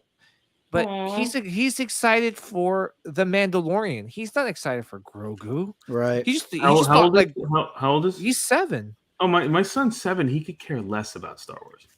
He doesn't like it at all. No, I mean, it was tradition. I got him the lightsaber. We built the lightsabers in Disney, and he likes that. But he won't watch the shows, even Bad Batch. I tried with Bad Batch. He won't watch. Nah, he couldn't watch Bad Batch. But honestly, he's more into Mario, which we went to see Mario Brothers. He was juiced. The kid was juiced. I heard it was really good. It was good. It's made for kids. Yeah. And it didn't bother me. Yeah, some scenes you're like, oh boy, they're promoting the game. But you know, at the end of the day, I thoroughly enjoyed that movie. But with this, it feels forced. Like but I was gonna say, like, I grew up, you know, shows my age, in the 70s and 80s. Like, we had the original Star Wars. We loved it for it being Star Wars. It didn't have any gimmicks to be super cute or anything. It just relied on the story and the original characters, the Stormtroopers and Vader. Like, that's why you loved it. I feel like the Grogu thing is such a gimmick because Disney is losing money now, so they're trying to do whatever they can to profit from it. And this thing is a cash cow. Well, they're only gonna last one other quarter. If they go another quarter like this, then Iger's gonna get forced out. Really? Mm-hmm. Yeah. Oh yeah. And the thing too is that as fans, we see through the lies of the Jedi. No, but you know, in my eyes, the Iger is evil, Kathleen. But the thing too is that like it's not organic. It's like force feeding us, like yeah. and in every scene when he's just there, like when he jumped into Lizzo's arms, I'm like, Oh God. Just the fact that Lizzo was on there. That was stupid. That was really the care. That was worst stupid. episode I've ever seen. It was not good. But even with him just walking around, he's like and fighting the little kid, it was just too much. It just feels like he doesn't belong. Yeah. Like Yeah, it's forced. and if you think about that, even like that character arc kind of ended when Mando gave Luke Grogu, Mm-hmm. and then bring him back in a show that is not related to Mando. Give me a break of that Kit Kat bar. Anyway, Sean, keep going, sir. Yeah, I mean, great episode. This was the only thing, but you know what? At this point, I just need to learn to accept it because this, they're trying to create it for different demographic, different generation, and I'm kind of at that age where stuff like that kind of bugs me. But I have to learn to accept it though. I've got to like, okay, I get it. It's got to be for everyone and not just everything that I want. I'm quit being selfish with it, but it feels force fed. And I'm like, man, if you want Grogu, now let it be organic and let it happen. Like, they always try to get you with his facial expressions just so it makes everyone go, oh, look at Grogu. He's so sweet. I'm like, he's supposed to be a 50-year-old Jedi. Like he's not, but he's the baby. He's always going to be the baby. Mm-hmm. And that's why I keep saying if he would have gone off with Luke and came back a couple of seasons later, more of like a teenage Grogu, kind of like in Guardians of the Galaxy with Groot. Mm-hmm. Like he came back as a teenager and like it was something different. It was still humorous and entertaining, but it wasn't that, oh, look at the poor little baby, the little cute back. Am I right? Don't ever do that again. I know I won't, I promise. But you know what I'm saying? Like, yeah. Like anytime, like my wife they sees, they overplayed the hand. Yes, too much. But now granted, like the focal point on him this season, it hasn't been on him or Mando. It's been on Bo-Katan. Bo-Katan, yeah. Like just focus on that if you're going to go that direction. Like the story, I'm kind of torn between this because you get your good episodes, your great episodes. My emotions go up and down on it. Like this episode, I was like, oh, it starts off fantastic. And then next, Grogu, it's like Sigourney Weaver in Aliens where he gets inside the robot. Oh my gosh. Whatever. Nice reference though. But the more I watched it, I was like, okay, well, at least he can get around on his own and Mando's not going to coddle him like a little baby and walk around with him, Like this. It's true. But it's true. Like he was every time I see him hold him, I was like, dude, like you're, because he feels bad. He's tiny and got little legs. So he's like, all right, homie, let's go. Exactly. And that's why I'm like, okay, well, now he can actually maybe help out in a fight or he can at least maneuver on his own. Bugged me, I mean, there's a couple things that bug me about this Mando thing, besides the Grogu, is I feel like a lot of the Mandalorians are not very competent at battle.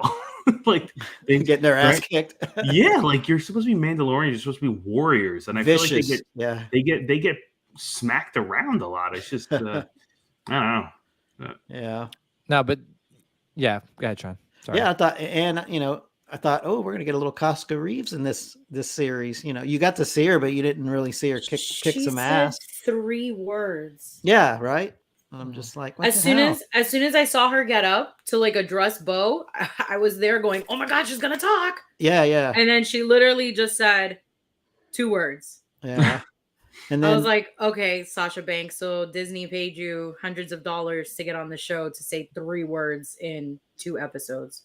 Awesome. And then what was weird is like they bring in these not death troopers. Death Watch. Yeah. What troopers am I saying? I forgot. Death Troopers? I mean, Dark Troopers. Dark Trooper, that's it. So you bring in these Dark Troopers, 2.0, 3.0. Are they actually Dark Troopers? Yeah. That's what he called them. He said that's what he called them, yeah. Yeah, he called them the new Dark Troopers, and they're supposed to be made out of Beskar. But the thing is, they were shooting them sons of bitches out of the air. I'm like, but they're getting shot and it's bouncing off their Beskar, but they were taking them down. And then Moff Gideon goes, "Oh, they're made out of Beskar." I'm like, no, they're not, because they're dropping like flies. That brings up a good point that I asked a question to Nilda and PJ a few days ago. I said, what is the point of this non-functional armor that everyone wears in Star Wars? Everyone wears, like, the stormtroopers have armor. The Mandalorians have armor. Everyone has this armor, but if you get shot with a laser, you're dead. Like, it goes right through it. What's the point? Why even wear armor? Yeah, but you get slapped while you're wearing a helmet, and all of a sudden you get knocked on the ground, and you're like, "I'm wearing a helmet." Like, that didn't hurt. I don't know. I don't get it. That's a Star Wars ism. That's just one of those things. It's a part of the campiness of it, right? Yeah. But this scene was cool though. I like how Gideon flew in and he had the commando helmet on. That helmet's badass. I don't know why this scene right here where he's like, gravitating from the ground. If you guys had ever seen this movie called Brightburn, it's a Superman. Yeah, it's like, what if Superman was actually evil? Yeah, like, this is the scene I got. Yeah.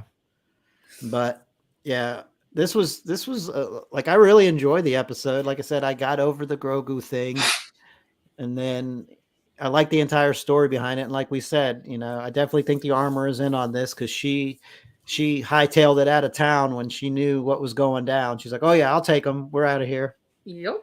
And then right here they set him up, and I do like how she took the Darksaber and like Qui-Gon, where she opens up the wall. And then the end. The end was tough. Yeah. Paz Vizsla, I was screaming, "No!" I know, that's my man, and I'm like, I messaged Tate Fletcher, and I literally was like, I sent him like crying emoji, and then I was like, I'm going to make a video for your character. Yeah, but he went out like a champ though, man. 3 Praetorian guards had to take his ass out. He literally looks at Bo and he goes, "Go." Yeah. Right. As soon as he said it, I was like, he's going to die. Yeah. Yeah. This was awesome though. That scene where he just took like a big step like this, and then he started pushing everybody, and then he sees the guards. He's like, "Okay, it's time to have fun. I'm going to die in a very victorious way." Oh, he went out like a champ, man, like a boss. Yeah. This was, and those helmets on the Praetor are badass. Yeah, they look. I like how they go more forward. Yeah. Like this. Yeah.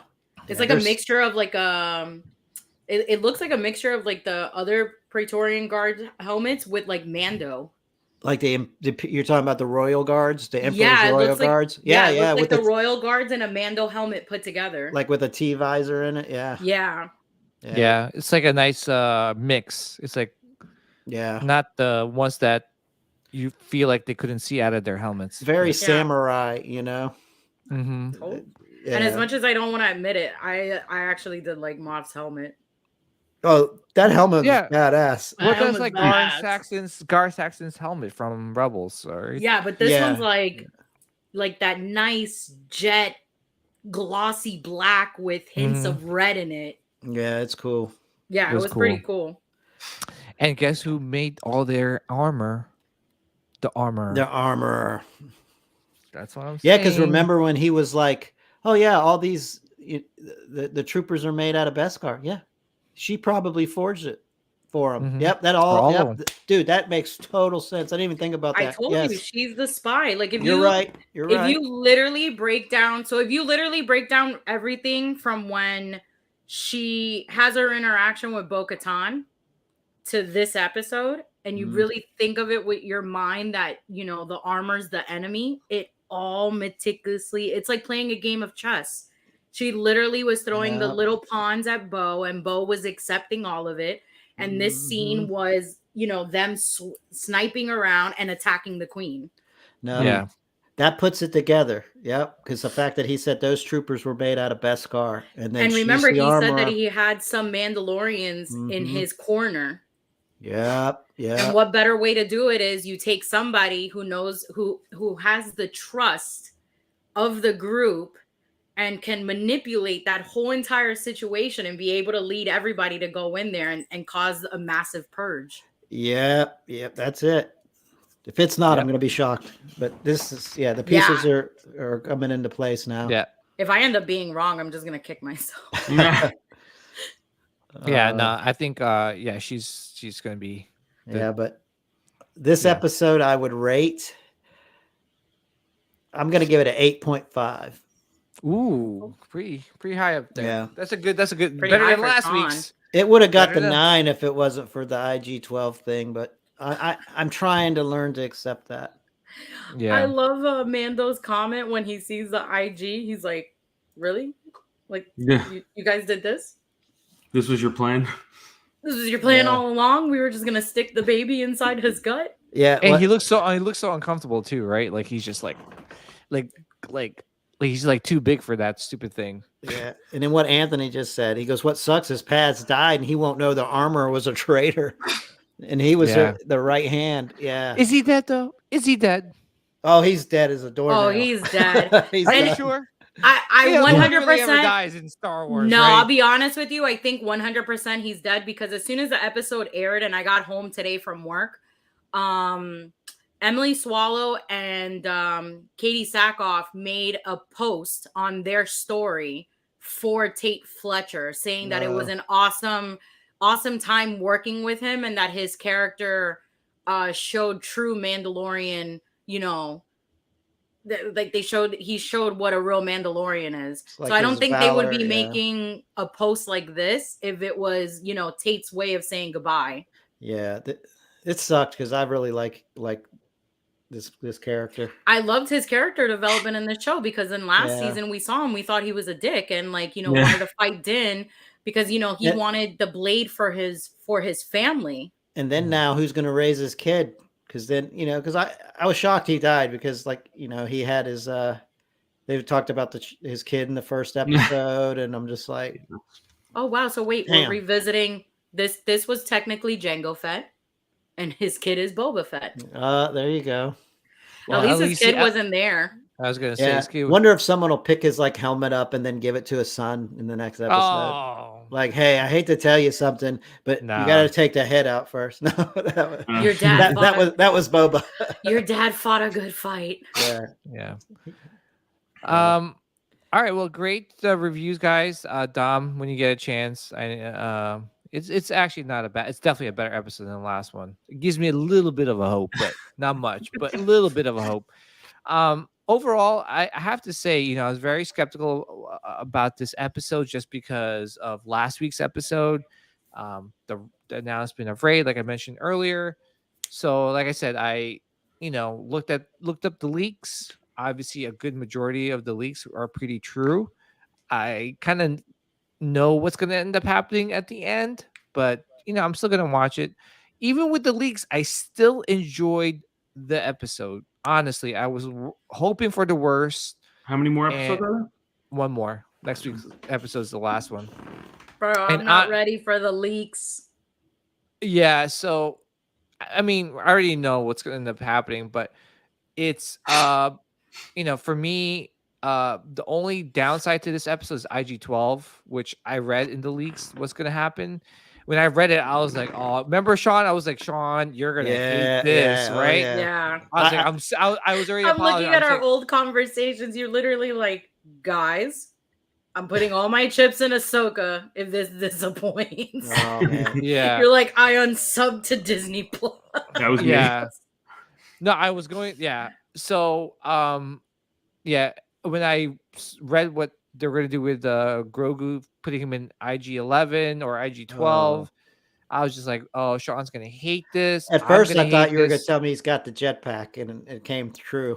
But it's coming. It's getting there. It's slowly getting there, right? It's like it's already hinting that's going to happen.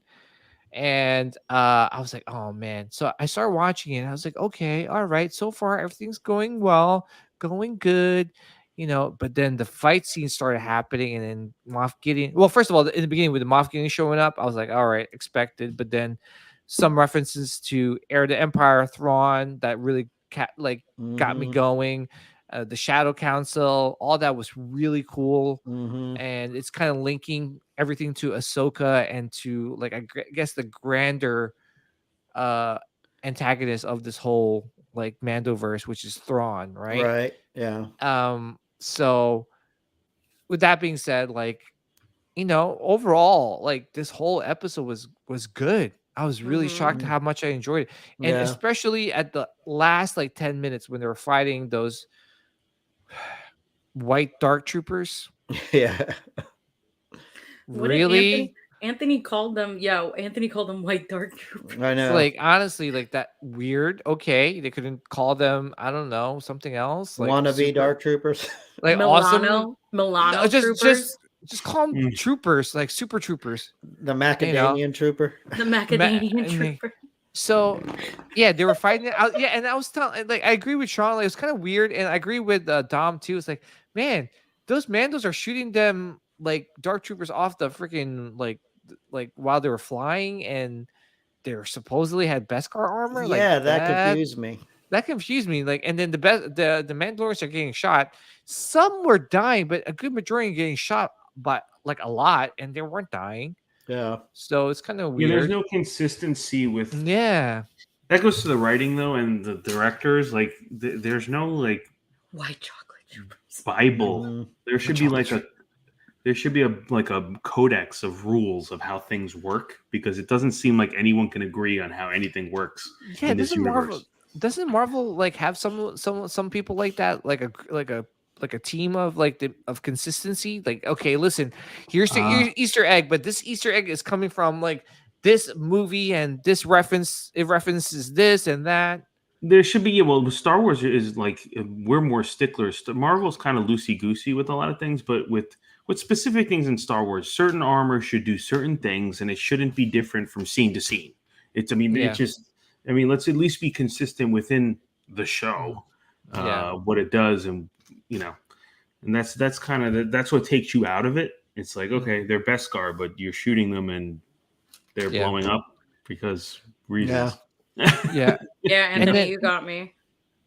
But here's the thing too, in Moff Gideon, like he, obviously they captured Din, and he was fighting his ass off, right? Like where he was getting like captured by all the dark troopers, and they started putting like wires around his neck and all that stuff. He was shooting them with flamethrowers, and nothing was happening. Okay, he caught Moff Gideon caught him, right? But any like with any supervillain in any movie or TV show, of course he doesn't kill him right away. He's like, you know what? Let's take him to the debriefing room and hold him, and let's keep him alive a little bit longer, right? Yeah, cliche.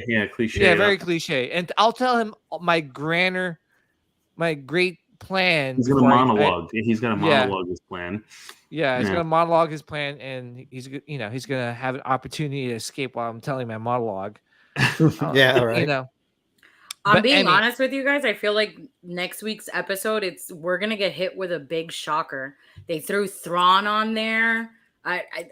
Something it's gonna be big. I think there's gonna be an after credit scene. What, think it's tying gonna- into Ahsoka? Yeah. I could see that. Yeah, I can see that. I don't know. I Yeah. think the big shocker is going to be the armor. Yeah.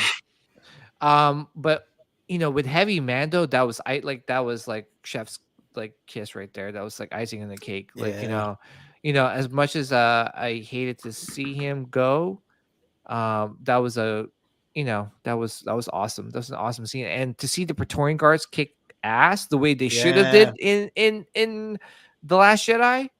Yeah, they were cool. They were cool as hell, and much cooler design, cooler everything. Yep.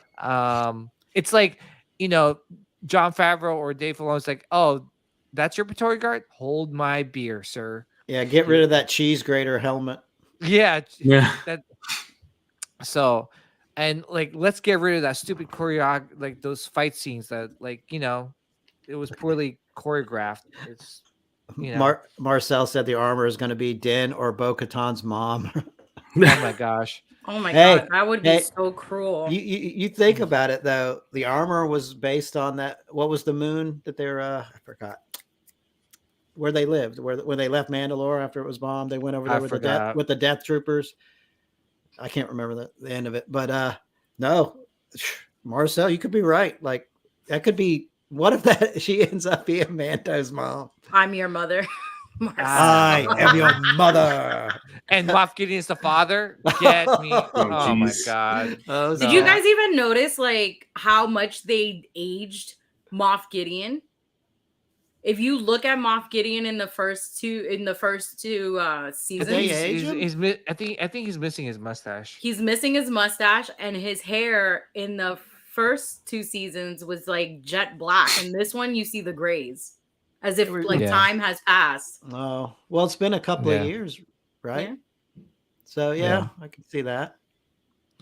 But overall, I have to give this episode like an 8 out of 10. I have to say it was a Wow. very good episode. I enjoyed it. We're back on track. Not like that last episode, like hot mess of an episode last week.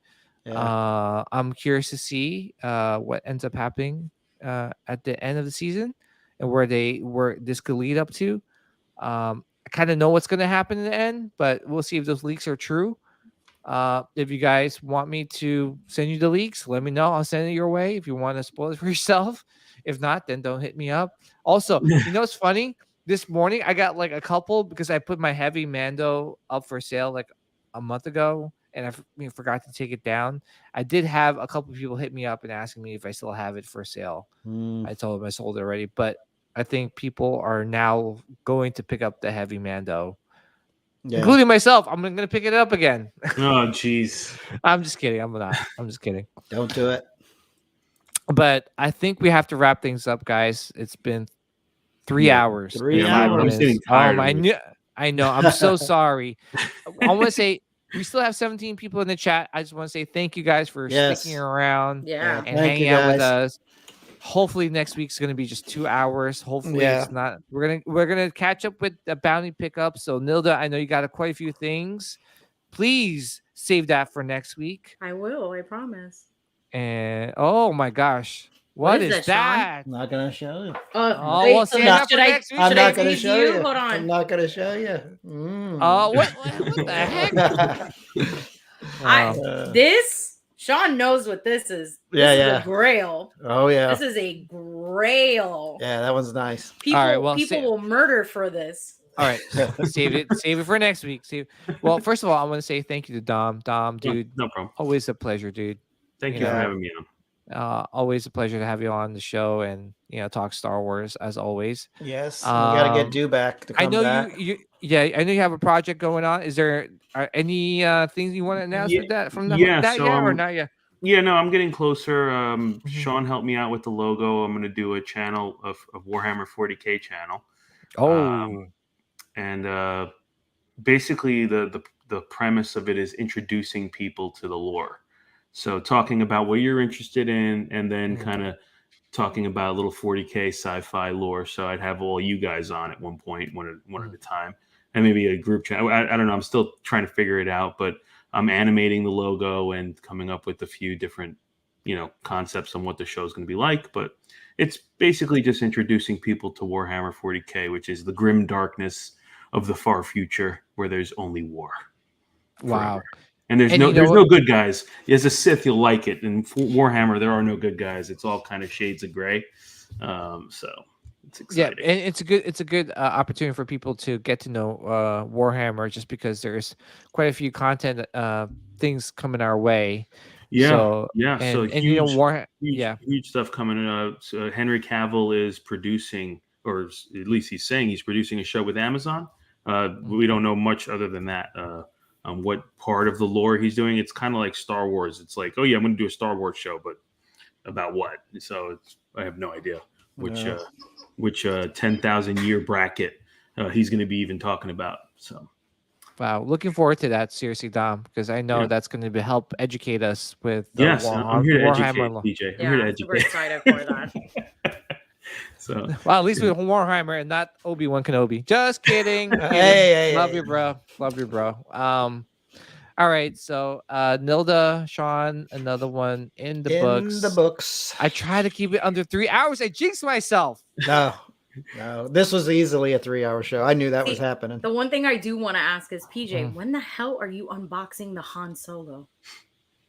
The Han Solo Carbonite? Yes. Soon, actually, because I have all my stuff ready. So, coming up. I'm not gonna do an unboxing video if that's what you're asking. It's just too big, and I'm just gonna put everything together and just do a nice little. Do you have it yet? You have I have it. Oh, I don't know. Okay, that's cool. Yeah, that's cool. And then we also got to figure out May the 4th as well. What happened? We also got to figure out May the 4th. Yeah, we'll talk. We'll talk for sure. I also want to say thank you to Dewback Deliveries. Unfortunately, you couldn't stay for the long run. We will definitely going to have him back again and to talk more about him and some of his projects that he's working on. So it was a pleasure to have him on the show, and looking forward to the next time we have him on. And to everybody, thank you guys again for all the love and support. May the midichlorians be with you guys always and forever. One more time.